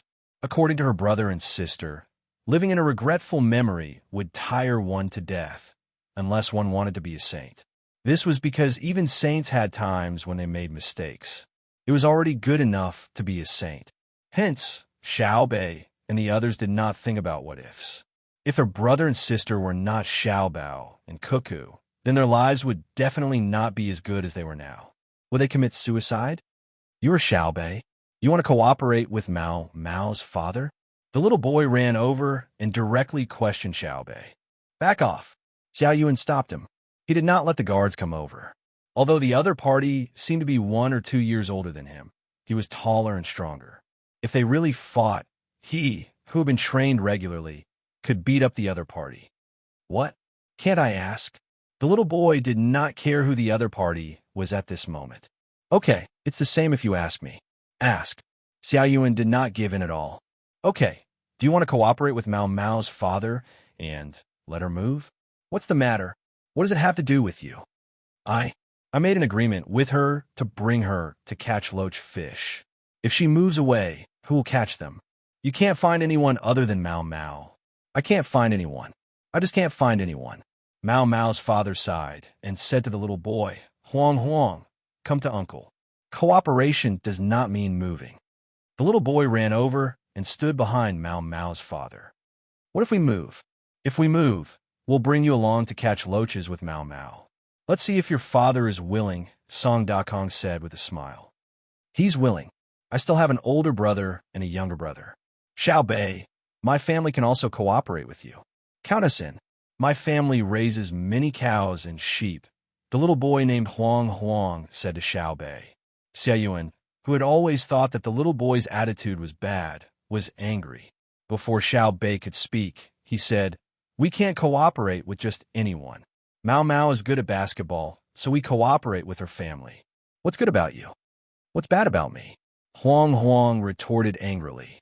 "I know you want to play with Mao Mao," Xia Yuan said. "Yes, I just want to play with Mao Mao. What's wrong?" Huang Huang did not give in at all. Xiao Yuan, Xiao Bei reminded him, meaning that he did not want to compete with others. In the end, just as she finished shouting, she was touched by her own brother, Xiao Hai, who told her to be quiet. Xiao Yuan scratched his head and said, "Those who are not capable can't play with Mao Mao. In the future, we will play with Mao Mao." Why? Huang Huang did not give in. Because we see Mao Mao play hard and feel that her father is an open-minded and capable person. Therefore, we feel that from a young age to a great age, we can pass on the knowledge to her father and not be biased. If a girl meets here, the road will be wide. Xiao Yuan raised his chin and said to the little boy, "Huang Huang." Huang Huang glared at Xiao Yuan and looked up to meet Mao Mao's expectant eyes. He curled his lips and said, "Childhood sweethearts are always together. The gentleman says peony, and I say lotus." Xiao Yuan often follows Xiao Bei by her side. What is fate? Xiao Yuan blinked his eyes and looked at the boy, Huang Huang, in front of him again. He held his voice and said, You are too mature. I just want to play with Mao Mao." "Don't set a trap for me." Huang Huang looked at Mao Mao and said embarrassedly, "Okay, I'll give you a chance. Let your father come over and talk about cooperation." Xiao Bei decided. With Huang Huang's literary skills, she believed that the adults in his family would not be bad. It was a cooperation, so they had to find a suitable person.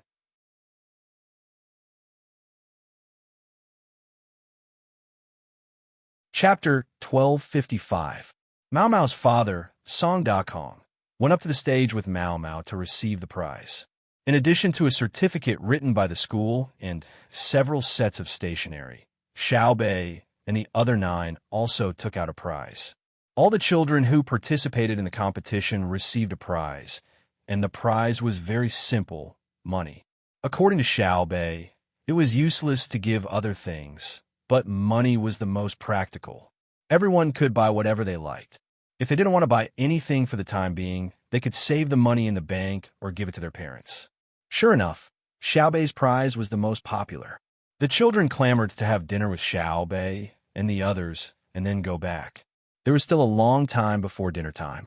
On one hand, the children were enthusiastically urging them to stay, and, on the other hand, it was time for dinner. After a discussion, the 9 people decided to work directly in the academy. They found Mao Mao's father and Huang Huang's father to talk about cooperation. Then they could confirm the plan of arranging short-term idlers. Mao Mao's father, Song Dakong, was very nervous. He was afraid of being exposed.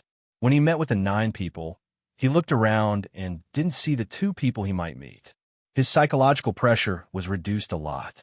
In this way, he was not afraid that one of the other 2 people would have a problem.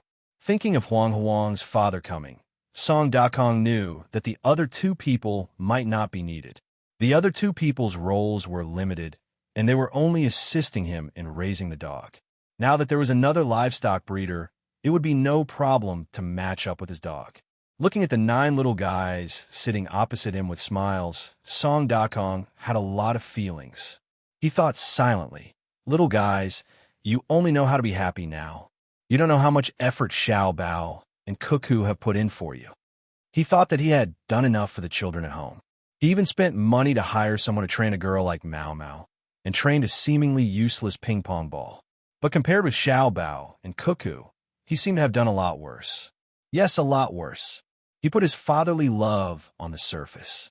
When he found someone to train with Mao Mao, he told his daughter that if she didn't learn well, it would be a pity for her as a father. In the future, he should learn from how Xiao Bao and Cuckoo treated their younger siblings. It was nothing more than a little effort. Raising a child should be done well. Raising a dog should be done patiently. Raising a dog should be done patiently, and the child should be given more effort. It was not good to leave the child to the teachers of the academy. Hello, Boss Song. We are looking for you because we want to discuss a business deal with you. How could Xiao Bei know that the person in front of him was deliberately found by his brother and sister? Siyuan and the others also did not know that ever since they were emotionally affected by the mere few days of cooperation, their brother and sister had been thinking about how to divert their attention. Therefore, last night, they inadvertently mentioned that there would be a table tennis match today, and then a series of coincidences were waiting for them to meet. Song Dakong took a deep breath and nodded. He then looked at the door behind him. Seeing that there were still no signs of the other two people, he confirmed that he would be the main body in this cooperation. Then, he sat on a wide chair opposite Xiao Bei. The cushion under his but was like a sofa, very comfortable, and he could even lean back. Putting his hands on the armrest, Song Dakong also showed a professional smile and said, I have guessed part of the content of the cooperation. Do you need me to send the dog to the areas that have been occupied and ruled by our army? What do you want to drink? Xiao Bei did not immediately mention the cooperation. Do you have wine? Song Dakong was not polite. He knew that he would not be so relaxed if it were a third-grade official sitting in front of him. Of course, the official might not have prepared a comfortable chair or a small folding stool or something. Then, the official would sit in a high position and look down at him, seeking to exert pressure during the negotiation. If it were not for the fear of being seen through, he would not have felt any pressure when facing the Zhang family and the Wang family. It was not that he was disrespectful, but the Zhang family and the Wang family gave him a feeling that they were too considerate. As long as he was a citizen of the Tang Empire, he did not need to worry about being deceived or disrespected when facing them. Xiao Bei was very generous. Okay, this year we have white wine to drink. You sing. It tastes stronger than red wine. Don't drink too much. Let's drink some red wine. Xiao Bei's last question was to the other 8 siblings. She liked to drink red wine the most. Ever since she got drunk before the new year, she found that it was very interesting to feel dizzy and wanted to drink a few sips whenever she had a chance. Let's drink fruit juice, shancha juice with a little bit of alcohol. Xiaoai did not agree to his sister's request to drink red wine.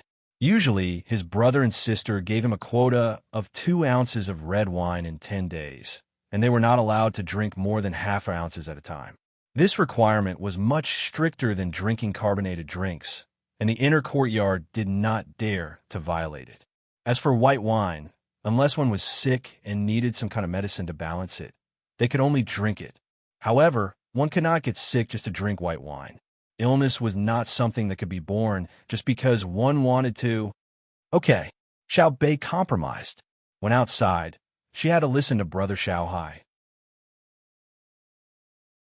Shancha juice was fine, but she could not get drunk. After all, if she wanted to get drunk, she would have to stuff herself to death. Her stomach could not hold it. Someone brought wine and beef jerky to Song Dakong. They talked and ate at the same time. The atmosphere of the negotiation was very relaxed. Xiao Bei drank a mouthful of shancha juice and said, "We have 2 ways to cooperate. One is to buy all your dogs directly, but I don't think you will sell them. Then, we will provide you with the second way of cooperation. You use your dogs to invest, and we will pay for other expenses, manpower, and material resources. When the time comes, there will be dividends."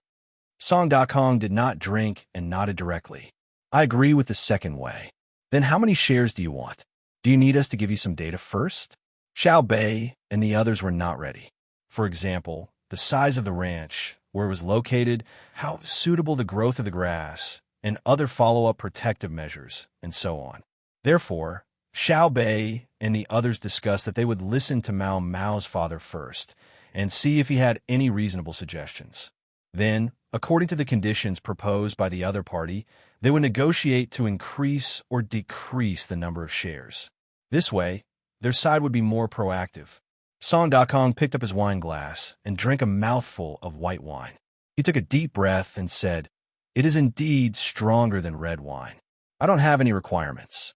I will cooperate however you want, even if you say that I will give you my dogs for free."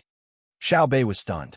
She licked her sweet lips and asked kindly, "Aren't you afraid that we will cheat you? What if you suffer a loss?" "I'm not afraid." Song Dakong shook his head. The Zhang and Wang families are both big families and big businesses. They wouldn't be interested in a small business like mine. The only reason you want to cooperate with me is because you want to make some money for yourselves. You wouldn't be targeting me. I don't know how much land you want, but I need to know that all the businessmen who cooperate with you have a good life. Then we have reached an agreement? Why do I feel a little uncomfortable? What kind of negotiation is this? It looks like we have to quickly fill in the details. Don't worry, we will not take advantage of you. We will cooperate as usual and calculate each other's contributions and income. If we find out in the future that we are at a disadvantage in the contract, then we will consider ourselves to be at a disadvantage. If you're the one at a disadvantage, then we can change the contract. Money is earned from others under the condition that we work together. We are not earning money from our partners. Otherwise, the money earned will not be enough. Xiao Bei looked at the others. Everyone felt that this was not a negotiation at all. It was just like chatting. One side did not have any conditions, and the other side had to consider the other's interests. Xiao Bei and the others did not know that the order Song Dakong received yesterday was not to discuss the details of the negotiation with Xiao Bei and the others. Otherwise, there would be two uncertain consequences. One was that Xiao Bei and the others would win the negotiation and be full of confidence. The other was that once they thought of the negotiation, they would be traumatized and become even more irritated. Zhang Xiaobao was so good at psychology, but he could not judge which point he would lean towards. He would not gamble. He had to let his younger siblings win a project comfortably. Previously, they had arranged for 3 people to cooperate with. If it did not meet by chance, then they would immediately have other backup plans. Anyway, no matter what, Xiao Bei and the others would have to move forward on the path of chance encounters without any accidents. At the same time, they also arranged for the rest of the labor force.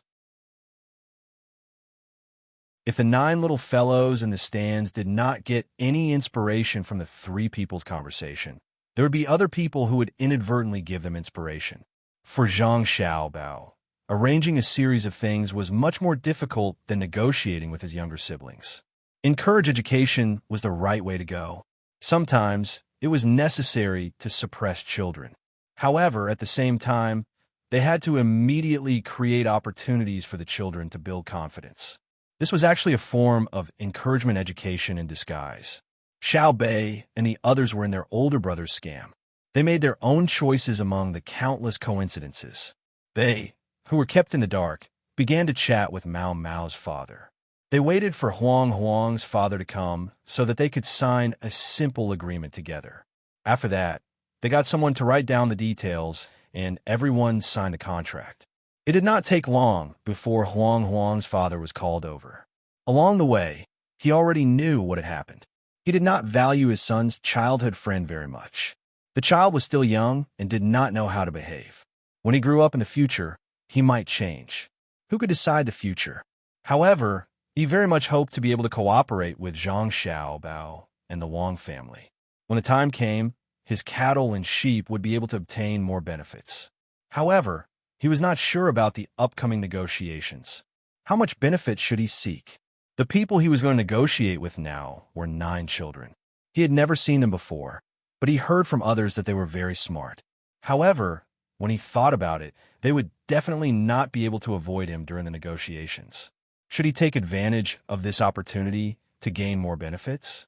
He was afraid that the children would not be able to avoid him. After signing the contract, they would be at a disadvantage. Their older brother would personally deal with him. Even if the contract was not amended, he probably would not be able to make money from this deal. Who knew how many tricks Xiao Bao had up his sleeve? No matter how detailed the contract was, it would not be able to seal all the loopholes, right? As he struggled in his heart, Huang's father rushed all the way to the place. As soon as he was invited into the house, Mao's father, Song Dakong, quickly stood up and said enthusiastically, "Li Xiaojing, you came just in time. As soon as you nodded, I said that I would not mention any conditions. I believe that the Zhang Xiaobao and the Wang family will not do anything wrong. Now that you are here, quickly sign the contract with me and settle the initial intentions. After that, just wait to get rich. Xiao Bei and the others want to do a big business. Yes, drink some wine first. This wine is good. The more you drink, the clearer your mind will be." The person called Li Xiaojing by Song Dakong was Huang's father. Before he came, he was still thinking about what to do. When he heard what his old friend said, he completely understood. The other party did not want him to negotiate with Xiao Bei and the others. He wanted him to agree directly like the other party. However, after so many years of understanding, the other party was definitely not talking nonsense. There was definitely something wrong, but it was not good to say it now. Especially when he said that the more he drank, the clearer his mind would be. He was telling him not to make a mistake. Could it be that Xiao Bei and the others wanted to directly take over his family's business? The kind that uses force? Impossible. Xiao Bei and the others were not short of money. More importantly, he did not do anything wrong. The money that should be donated had been donated, and the roads that should be repaired had been repaired. He did not bully others and did not force others to buy or sell. If they blatantly snatched, their brothers and sisters would not agree. Thinking in his heart, Li Xiaojing was pushed to another chair by Song Dakong. Song Dakong handed him a glass of wine. There was no hint on his face. When he handed the wine to Li Xiaojing, the force was transmitted to Li Xiaojing's hand. "Try it. You made everyone wait for you. Originally, you should be punished. Seeing that you came immediately after hearing the news, I will respect you. We will cooperate more in the future." Song Dakong smiled and joked. Li Xiaojing nodded vigorously, indicating that he understood.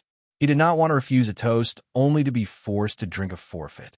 After drinking the wine in the glass in one gulp, Li Xiaojing let out a long breath. He turned to Xiao Bei and the others and said with a smile, just as Dakong said, "I came here to sign the contract and put my fingerprint. I will need you to worry about the rest. We could talk about the conditions." Xiao Bei kindly advised, "My conditions are unconditional. Even if I can't trust others, can I trust you? Not to mention cooperation. Even if you want my livestock, I will send it to you immediately. I will even give you fodder." Li Xiaojing was no longer worried about the content of the negotiation. He was relaxed. "All of you are so easy to talk to. Well, we will draw up the contract. When the time comes, I will let you see which part is not good. We can change it. It is not a big deal. Let's go to India and the original place of the cannibals to raise livestock. The grass there is good. If we find that the yield of beans, wheat, and rice is much higher than in our country, we can also plant them. When the time comes, we can extract oil and wine. The price of transporting them back is about the same as the local price. The profit will be big because there is no tax." Xiao Bei saw that the other party did not mention the conditions and was a little embarrassed. She introduced more. After her introduction, Li Xiaojing was interested. He asked, "Xiao Bei, if we transport them back, it will be a lot of transportation, right?" "Not much. First go to the river, and then go to the sea. A ship does not need too many people. Going back and forth will only take a little time. Bean oil and wine can be stored for a long time and will not spoil. In fact, as long as the rice and wheat are not shelled immediately, it is not a problem to store them for 2 or 3 years. There is no need to use a special storage method. If we need something from the Tang Empire, as long as it is not very urgent, there is no need to transport it by land. It is just a small amount of daily necessities. A ship can carry a lot. We have steam engine power, and even if we don't want to transport, the ships have to go there in groups. We have heard from brother and sister that whether it is India or India, we will try our best to use water transportation." Xiao Bei was very happy to solve the problem of the contract, so she revealed more information that ordinary people could not understand. "Then, what are you still asking? Just sign the contract." Song Dakong saw that Li Xiaojing still wanted to ask and said with a slightly impatient expression, "I don't want to ask about the contract. I want to know more about what I don't know. In the past, can you know the situation that Xiao Bei and the others talked about? Knowledge. You need to listen more, see more, and think more, right, Xiao Bei? The wine in your house is so delicious. Li Xiaojing glared at Song Dakong and then asked Xiao Bei with a smile. He did want to know more about the key information. Before, he did not know that Xiao Bao and Cuckoo wanted people to go there to open a ranch, and he did not know that it was tax-free. As for why they wanted to strengthen water transportation instead of land transportation, he had to ask again. Xiao Bei did not answer Li Xiaojing immediately. She waved her hand and called the servant of the inner yard to her side. After whispering a few words, she nodded to the inner yard, turned around, and gave Li Xiaojing a bright smile, saying, "Okay, ask. Just now I asked Dongsheng. I know what can be said and what can't be said." At this moment, both Song Dakong and Li Xiaojing liked Xiao Bei from the bottom of their hearts. Although she smiled, she was very steady in doing things. She did not even care about the two of them. Frankly speaking, she had to ask the inner yard first if she had something, which meant that she exposed the fact that she was also under control. Ordinary children were not like this. When they took the servants out, they would not be happy even if the servants reminded them, let alone take the initiative to ask them what they could and could not say. "It's a pity that she's not born well," Li Xiaojing muttered quietly.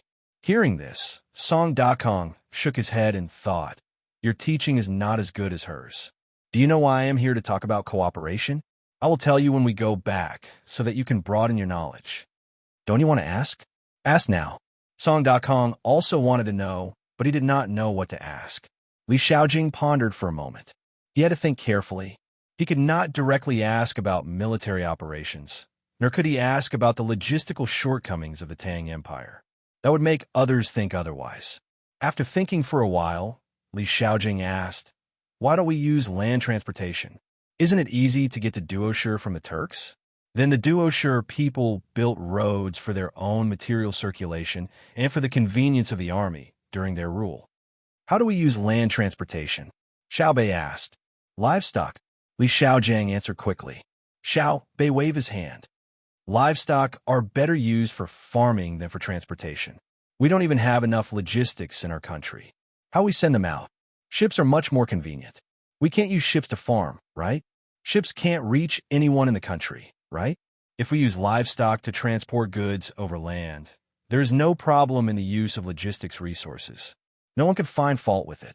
However, according to the distribution of all the resources in the country, it will inevitably lead to problems in the allocation of transportation and labor resources, right?"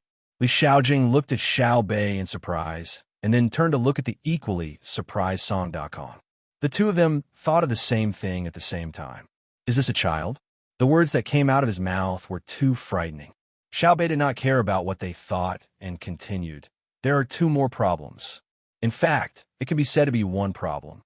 The advantage of using ships for transportation is that we can train captains and crew members, as well as the development of the shipbuilding industry. After they became stronger, they would be able to build better ships and sail them further. They would also be able to reduce mistakes during operations. Skilled workers were treasures in any industry." Next is another main problem. We have livestock to occupy land transportation at any time, but it's not easy to travel on land. There are mountains, rivers, swamps, and so on. When we invade other places in the future, oh no, it's when we have trade and military exchanges with other places in the future, we still need the support of the Navy. No, it's the ocean transportation industry. Brother and sister said that there are many places that are not accessible by land and are full of seawater. Shouldn't we consider the future? For example, the seeds that my family sent people to a very, very far place to bring back are only a small part of them. They're also crossing the sea. It's very cold. If our fleet is powerful enough, we can directly cross the sea and reach there to bring back more things. We can even send people there to take turns to develop them. They will come back after a year or two. Not only can they broaden their horizons, but they can also train people. Song Dakong and Li Xiaojing were dumbfounded. They nodded repeatedly like students listening to a teacher. At a certain moment, They chose to ignore Xiao Bei's age. They had broadened their horizons, truly broadened their horizons. It turned out that water transportation involved many things. Truly, when one stood at a different height, one could consider a problem from a different angle. Could it be that Xiao Bao and Cuckoo had been instilling these things into their little brothers and sisters? Were they not afraid of exhausting their children? Many officials of the imperial court would never have thought of such a scheme, right? Then why don't they have people stay in other places for a few more years? Just like you said just now, using ships can promote the development of the shipbuilding industry. If they stay in other places for a few more years, won't they have a better understanding of the place? Song Dakong asked. They're afraid of independence. It takes several months to get there by ship. A group of people going there is actually called colonization. They've been there for a long time, have a good relationship with the natives, and have also obtained some of the great Tang's technology. It's inevitable that they'll feel that it's not worth it to listen to the other side when they're so far away. In a moment of impulse, they'll go independent. Xiao Bei explained the reason. If they dare to go independent, we'll beat them, Li Xiaojing harshly said. Idyll, giving others a chance to make a mistake is itself making a mistake. The improvement of the system is actually to reduce the possibility of people committing crimes when faced with temptation, right? You can't always think of making others self-aware. Just like the matter of loans, I've already sent someone to investigate. Boss Song can actually get a loan from a bank, and his share is not small. Even without any collateral, he can still get a loan of 4,000 strings of coins. Based on what?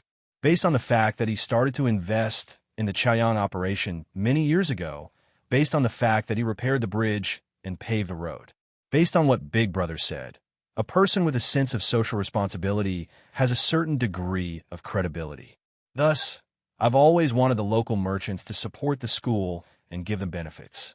Now, it may seem like an exchange of benefits, but as time goes by, it'll gradually become a habit. I feel very sad for merchants who aren't willing to spend this money, but I can't arrest them and punish them. They didn't do anything wrong, so I can only use other benefits to entice them to invest. After saying these words, Xiao Bei recalled that some merchants in other places said that they wouldn't spend money on the school no matter what. She sighed like an adult with a helpless expression on her face. However, no matter how one looked at her when she sighed, she looked very cute. Song Dakong and Li Xiaojing looked at Xiao Bei's cute appearance, but they couldn't feel happy at all. Li Xiaojing drank another cup of wine and said angrily, "Some merchants are just not sensible. They only consider the rules set by the imperial court. As long as they don't break the rules, it's fine. As for paying more, that's not okay. In my opinion, they are fools. Dakong is investing money in the school because he really likes children. I also invest, but I don't like children. I only like my family's children. I invest money to show off and let others see that my business is big and good. I have money.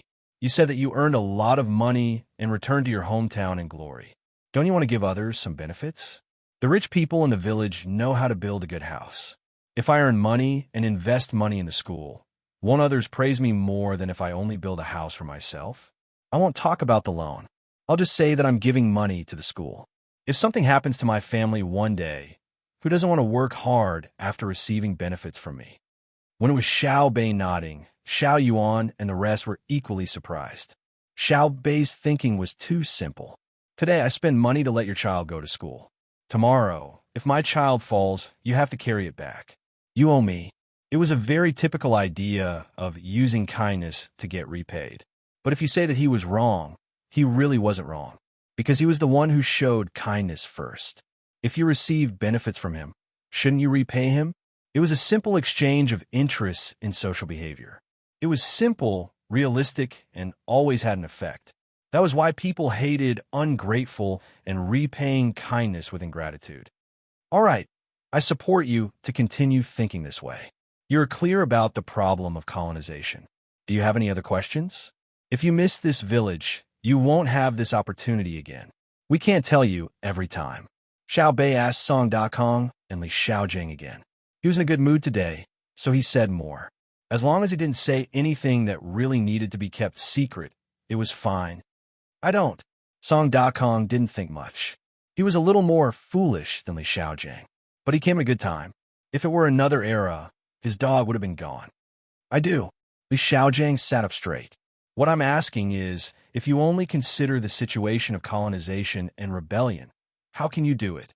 How can you prevent people from rebelling in faraway places and also obtain more benefits there? Oh, it involves the research and application of technology. Now you see the steam engine ships. In the future, there will not only be ships, but also, what else can I tell you? In any case, if you want to go there from the Tang Empire in the future, it won't take a few months, just a few days. The duration of colonization depends on the time of travel between the two places, the difference between the military technology of the colonized place and that of the Tang Empire, and whether there is a comprehensive foundation for social development at that time, including a monetary system. Xiao Bei explained again. She actually wanted to say more, but she remembered this point. Usually, when she listened to her brother and sister talk like they were just chatting, in fact, there were many meanings behind it. Just as Li Xiaojing was about to hear what was better than ships, they suddenly changed the topic. He felt very uncomfortable, but he accepted it. Obviously, what they wanted to say was not suitable for him to hear. Looking at the wine in his glass, Li Xiaojing shook his head. I have no more questions. Since we are cooperating to open a ranch in other places, do you need me to send a few people? Their families all have businesses. Xiao Bei did not answer immediately. Instead, she discussed with the others in a low voice. After a quarter of an hour, when Li Xiaojing was a little drunk, Xiao Bei sat back down and said, No, we can't take up too many resources. Our identities don't allow it. What we can do is to go there first and set an example for others, but we can't monopolize it. Then do you have other things you need us to do? Li Xiaojing wanted to improve their relationship further. You raise livestock in your family, right? Xiao Bei asked. Seeing the other nodding, she said happily, Yes, raising livestock is really good. Tomorrow, no, tonight, you call the breeding technicians in your family over to my restaurant. I have something for them to do. What about me? Song Dakong asked. You raise your dog well. It is estimated that in 3 months or 5 months, your family can let the dog breed again. Don't be afraid of spending money. I will give it to you. The more dogs, the better. After all, people are too busy. Xiao Bei gave Song Dakong another order.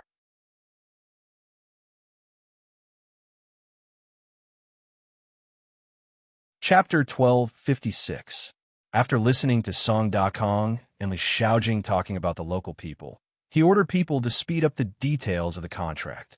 Xiao Bei and the other 8 decided to have dinner at the academy.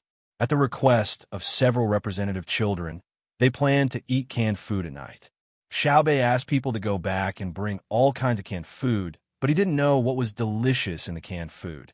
When the evening came, the children in the academy were as happy as a festival. They surrounded Xiao Bei and the other 8 who knew they couldn't have a steady meal, singing and dancing. Zhang Xiaobao and Wang Wan, who were supposed to wait for their younger brothers and sisters to have dinner together at home, didn't eat in the restaurant when they saw that the children had dinner in the school. Instead, they disguised themselves and went to the Idyll pier together. The lanterns and torches at the pier had lit up a large area in advance. The ships didn't stop because of the sunset. The ships that needed to rest had special places to park. The real loading and unloading area was very busy with people coming and going. In the process of any organized mass transportation of goods, there will always be people who find opportunities to make more money. The income gap between social groups will gradually widen. Generally speaking, people with flexible minds will always make more money than those who only know how to work hard. The development of human beings is ahead of the development of animals, because the brains of animals are replaced by strength in many cases. Thus, the source of polarization is formed. Zhang Xiaobao whispered to Wang Wan beside him when he saw people carrying things up and down. After saying that, Zhang Xiaobao shook his head as if he felt that he was a little out of touch with the masses. Now, the first thing he thought of when he saw something was not the closest atmosphere between the scenery and society, but the root cause from the perspective of a ruler, as well as the various social effects and solutions in the process. Wang Wan saw Zhang Xiaobao's expression and knew what he was thinking. So she said, "If you always think like this, you will die of exhaustion. Don't you think the busy workers are full of happiness and hope for the future? Well, let's not care about the social problems. I'm here today to see how normal people live. I'm a normal person. Yes, I'm a normal person. I'm really a normal person," Zhang Xiaobao muttered. Suddenly, he took 2 steps forward and helped a worker to steady the goods that were about to slide off his shoulder. He smiled and said, "You're welcome," as the worker thanked him in surprise and fear. Wang covered her mouth and chuckled. "Look, you're mumbling. You can continue to say that you're a normal person, but if you say it to others one by one, you're definitely not a normal person. Look at which mentally ill person would say that they're mentally ill. I really need to adjust myself. Otherwise, if I think about too many abstract things all day, I will become a professional philosopher in the future. Let's go. There's a store selling liangpi over there. Let's try it." Zhang Xiaobao rubbed his head and chuckled. He pulled Wang to a stall selling liangpi. There was a small 2-wheeled cart. When the cart stopped, the handrail at the back was propped up with a piece of wood with a groove to keep the cart balanced. Next to the car were 2 open folding tables and a dozen or so stools. This was a temporary dining area. It was only about 60 meters away from the dock. Sometimes, when the wind was strong, the dust would be blown over by the wind when the goods were being loaded and unloaded. But whether it was the people selling liangpi or the people eating it, they didn't seem to care about the dust. They held bamboo bowls and slurped with their chopsticks. 1 serving, add more garlic juice. Zhang Xiaobao handed over 2 copper coins and chose 1 serving. Wang looked around and found a wooden stool that someone had moved over to use as a stool. There was no one there at the moment, so she ran over to occupy the space. Soon, a serving of liangpi was stuffed into Zhang Xiaobao's hand. Sure enough, there were 2 spoons of garlic juice in it. "Do you like to eat garlic?" Wang asked. "It's not that I like to eat garlic. I'm just worried that if I don't ask for more garlic juice, she will give me less liangpi. Look, some of her liangpi are already in the bowl, and some are left unshaven. Just now, when I asked for more garlic juice, she scraped it." Zhang Xiaobao explained to Wang Wan. Wang didn't understand and looked at Zhang Xiaobao in confusion. Zhang Xiaobao could only continue. Usually people who set up stalls have a habit, and that is, they are afraid that it will be crowded, so they prepare some in advance. You know this, right? But when it comes to preparation, liangpi isn't prepared piece by piece like the noodles. The difference isn't big. Liangpi is scraped from a large lump of starch jelly. Whether it's strips or slices depends on the tool she uses. If it's prepared beforehand, very few sellers are willing to put more into the bowl. Only those who seem to be very familiar with the jelly will give more. On the other hand, those who are familiar with the jelly are usually fond of it and have a big mouth. If you give less, they will complain. She's not afraid that you will make trouble, but she will find it annoying. Those who are willing to choose the jelly in advance are usually in a hurry to eat and don't care if it's more or less. I asked for garlic juice to prove that I'm a person who eats a lot, so she was afraid that I would argue with her, so she specially scraped it for me. I compared it, and it's really a little more. Wang nodded repeatedly as she listened. She picked up her chopsticks and ate 2 mouthfuls. She smiled and said to Zhang Xiaobao, "You deliberately put in so much effort just to eat a little more." A gust of wind blew the dust over. Zhang Xiaobao quickly picked up the bowl and put it under his clothes. He turned sideways to avoid the wind and said, "I didn't put in any effort. I really thought of doing this naturally. Look over there." Wang looked over and saw a well-dressed lady arguing with the seller of liangpi. "Give me more sesame paste. I'll buy yours." "Did you forget that I love sesame paste the most?" Too much. If you give more, you can just eat sesame paste. Sesame paste is getting more and more expensive now. Even if I give you more, it won't cover the cost. I'll sell it at a loss," the seller said to the lady in the same loud voice.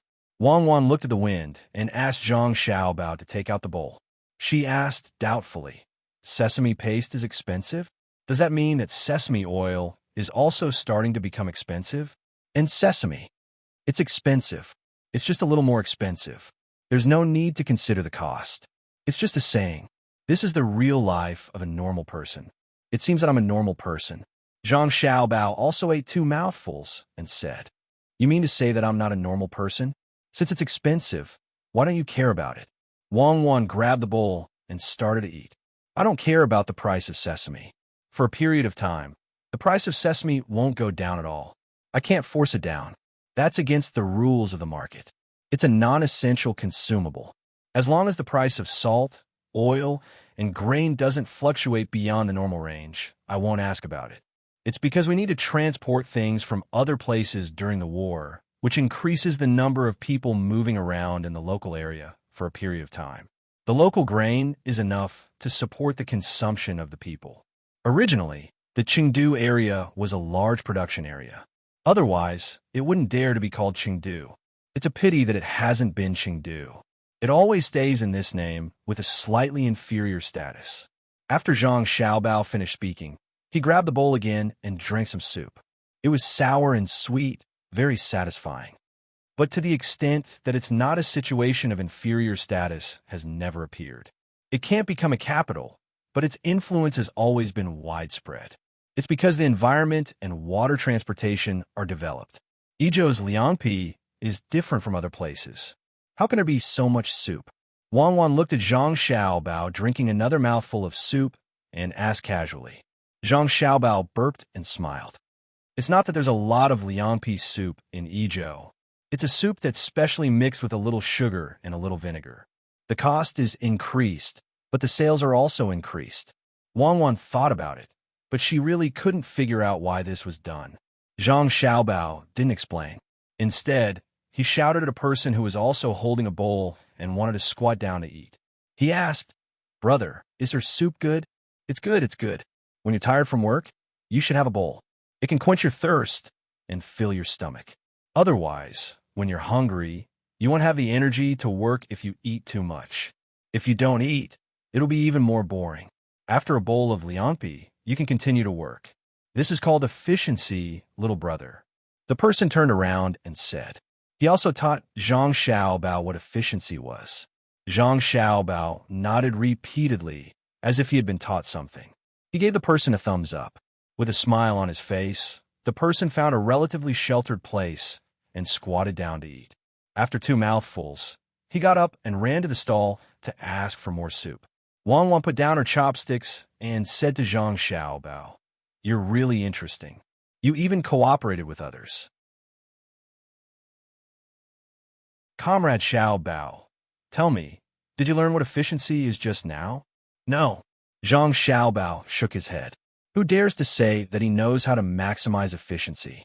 All efficiency improvement plans are just plans. No one dares to say that their plan is the best because there are still uncertainties. Do you want to calculate all the probabilities clearly? It's just like how no one knows how much rain a certain cloud in the sky can turn into. I've been walking on the path of increasing efficiency, but there's no end in sight. Wang Wan lightly clapped her hands twice, as if she was applauding Zhang Xiaobao. Looking at the soup in the bowl, she also ran over to ask for more. When the person was unhappy and added a large spoonful of soup, Wang Wan embarrassedly took out a copper coin and gave it to the person. In the end, the person added another spoonful of soup and garlic juice. Wang Wan also drank a mouthful of soup and smacked her lips twice as she said to Zhang Xiaobao, "I ate a stomach full of dust. The situation of our hygiene is really worrying." "What hygiene? Didn't you taste it? This soup was boiled first and then cooled. There's the taste of seasoning in it, not star anise powder directly. Firewood is not valuable, and the seller is also afraid that the people working at the docks will have a stomachache. What's there to be afraid of? Let the white blood cells in your body take care of it. Don't you usually breathe dust? Especially the roads in Tang. They're all made of earth and stone, and very few of them are cement. The Ministry of Works produces a lot of paraffin, and the most important thing is to get them to produce asphalt as soon as possible. I realize that I've become abnormal again. Today, I'm not thinking about other things. I'm just looking, listening, and chatting with people. Actually, you should ask her for more liangpi. It's just a copper coin. You don't have to buy soup. She probably feels guilty now and keeps looking at you." Zhang Xiaobao did not look at the person selling liangpi at all. Wang Wan looked back. Sure enough, the person was looking at her from the corner of his eyes. She could not help but sigh. Xiao Bao, why are you so familiar with the common folks' things? Then why didn't she take the initiative to add some liangpi for me? Because at that moment, the greed in her heart won over the idea of a fair trade. But she will probably ask you later if you still want more soup, but she will definitely not give you liangpi. So, we can't stand on the moral high ground and attack her. She's also kind in her heart. Xiao Bao's eyes were fixed on the person who was eating the liangpi. That person was eating very slowly, unlike before when he drank the soup quickly and asked someone to refill it. Wang Wan sat back down and followed Zhang Xiaobao's gaze. She asked, "Why are you looking at him? I'm getting the same satisfaction from him." He ate very slowly because he wanted to savor the liangpi. "I can ask him to do something," Zhang Xiaobao said. Wang Wan looked. Sure enough, that person was eating very happily. She looked back at Zhang Xiaobao. "What do you want him to do?" "Sell liangpi," Zhang Xiaobao answered.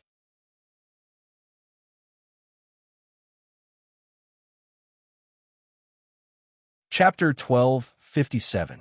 You want to sell cold jelly? Wang Wan didn't believe it. Yes. Zhang Xiaobao nodded affirmatively. Do you have nothing to do? If it wasn't for Zhang La, we would be at the front line somewhere. We are staying in Idyll because we are worried that the garrison in Annan can't withstand the attack of Jean La's army. When the war starts, we will immediately take all the armed personnel and our family to that place for emergency help. Why don't you take advantage of your free time to think about national affairs and come here to sell cold jelly? Your ability shouldn't be used on a small business in a city. Wang Wan thought that Zhang Xiaobao personally selling cold jelly was a waste of talent. Zhang Xiaobao took the chopsticks and sucked the liangpi in his mouth. He looked at the sky as if he was savoring the taste. I just found out that there is no mustard.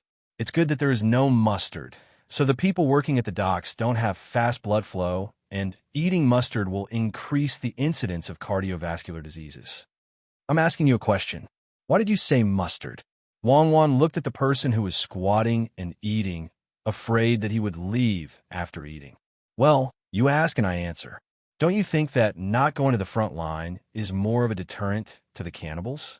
Staying in Ijo can take care of the whole front line.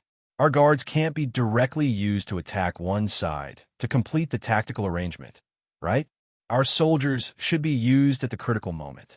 When the team is pulled out, there is only one battle strategy, which is to attack. And it must be unstoppable and invincible. It's not a lightning battle, but a thunderous battle, crushing all the way.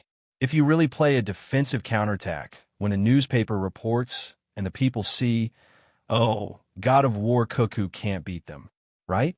So we should just stay here and wait for the time to move. What does that have to do with you selling cold jelly? Wang Wan admitted that Zhang Xiaobao was right. But what does being stationed in Ijo have to do with cold jelly? I want to be a normal person. I really have nothing to do recently, except to plot against my younger brother and sister and set up a trap for them. I can't continue to make national policies, and I don't have any good policies at the moment. Is cold jelly bad? Do I have to sell my face?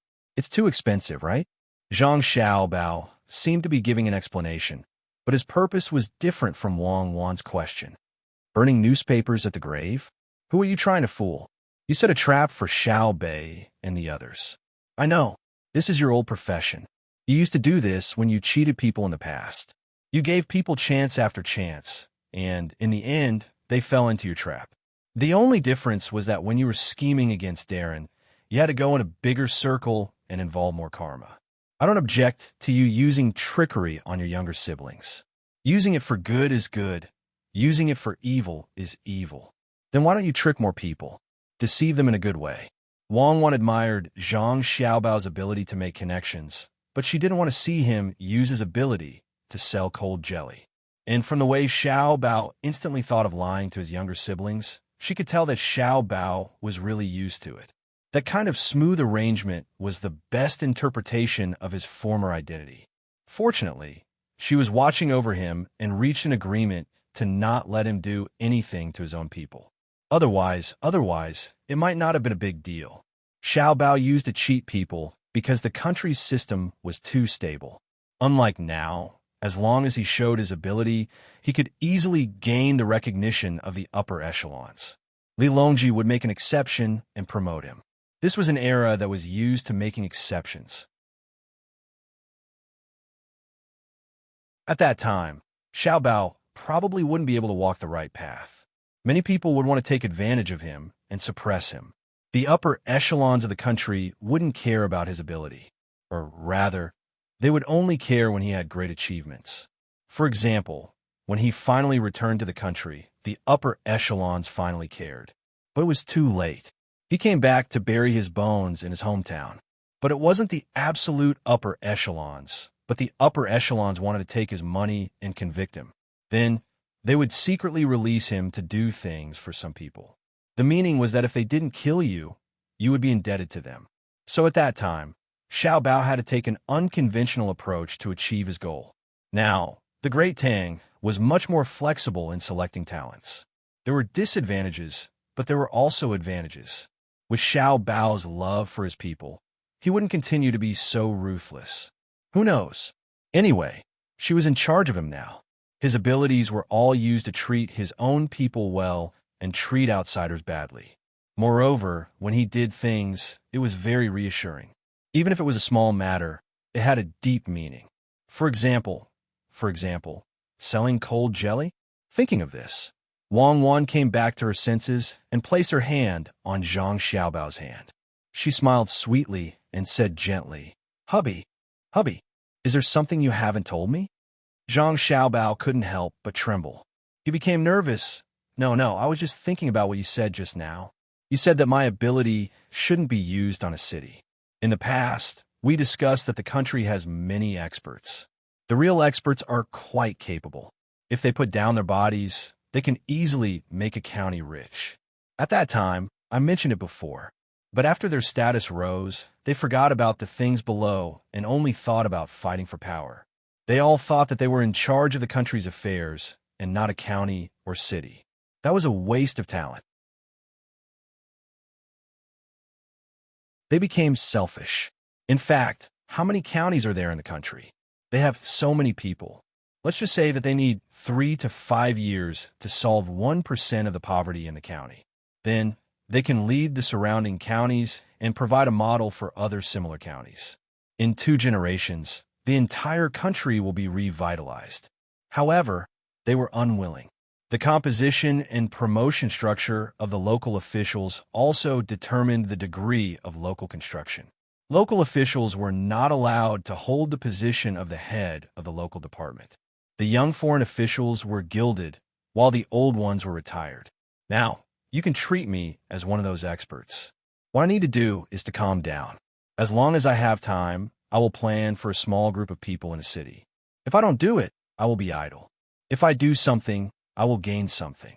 After Zhang Xiaobao finished speaking, he removed his hand from Wang Wan's hand and used the fastest speed to gulp down the bowl of cold jelly.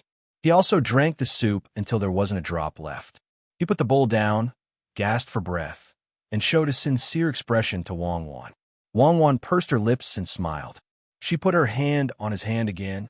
Hubby, look, the moon is so round today. Zhang Xiaobao looked up at the sky. It was the 3rd day of the Lunar New Year, and the moon had just appeared not long ago. He nodded. Yes, I can clearly see Chong feeding the rabbits. The moon is like a silver plate, and the moonlight is like water. The reflection in the river is broken and condensed with the river. The quiet environment is like a cauldron, and the lights are shining brightly. It is quiet and noisy. Haha, if Hatong moonlight is written like you, Lao Zhu will be scolded to death. Wang Wan was amused by Zhang Xiaobao's words. Do you think that if you don't write like me, no one will scold you? What I said does not seem to be logical at first glance, but from another perspective, it shows the unity and opposition of contradictions. For example, the boundless blue sky was filled with large patches of dark clouds. You shouldn't question why there were dark clouds in the blue sky, and why there were large patches of them. You should think that the sky was indeed blue, and there was no end to it. Then, a group of dark clouds came over, large patches of them. In other words, if you first draw a blue sky without a single cloud, and then you draw dark clouds. In this way, you're not wrong, right? As for how to adjust the color, that is a matter of skill. However, you cannot say that the sky is not blue because there are dark clouds, but that when you look at it, the color of the blue sky is covered by the dark clouds. Zhang Xiaobao did not blush at all as he justified his statement. Then let's talk about the cold powder, shall we? Wang Wan did not continue to discuss the moon with Zhang Xiaobao. This big brother, are you done eating? Do you want another bowl? I will treat you. Zhang Xiaobao stood up and walked behind the person who was eating the cold powder slowly. He slapped the person's back, causing the person to cough. There's still 2 more mouthfuls. The person who was slapped was unhappy. Zhang Xiaobao retracted his hand and scratched his head. Sorry, I saw wrongly. Big brother, please continue eating. I want to treat you to another bowl. This person really did not care about being slapped. He reluctantly ate the remaining 2 mouthfuls of cold powder and raised his head to drink the soup. I say, little brother, next time be more careful. If it is someone with a bad temper who wants to beat you up with your small physique, you will be beaten up with 2 slaps. Yes, it is hard to find a good person like Big Brother. Do you still want to eat? I will treat you. Zhang Xiaobao did not correct the person's words. If he used weapons, he would instantly beat up such a person. Instead, he asked if the person still wanted to eat. The person shook his head. No. If I continue eating, it will delay my work. If I eat too much, I will not be able to use my strength. Little brother, did you bring your wife out to play? Yes. Zhang Xiaobao nodded. It is getting hotter and hotter. My wife at home said that she wanted to come out, so I did not dare to not come out. I was afraid. Wang Wan looked at him indifferently. She did not explain or hide anything. She wanted to know what Xiaobao was playing at. The person wiped his mouth with his sleeve. No, it is not good to be afraid of your wife. Men do big things. If you are afraid of your wife, it is because she is soft. Yes. Big brother is right. Just like when Big brother went to ask for the soup, the cold jelly seller was obedient and said that she would give it to you immediately. At home, she must also listen to Big brother. Zhang Xiaobao said. No. The person nervously denied. I do not live with her. She is not my wife. We're not close. Not close, but I just saw her scrape a few more times for you. When you asked her to add the soup, she first used a spoon to scrape the side to get rid of the little bit of foam. She scooped it gently, afraid that she would hand over the sediment at the bottom. When my wife went to ask for the soup, she did not do that. Zhang Xiaobao was just short of directly saying, you were flirting with me with your eyes, flirting and laughing with me just now. When? The person was anxious. You did not.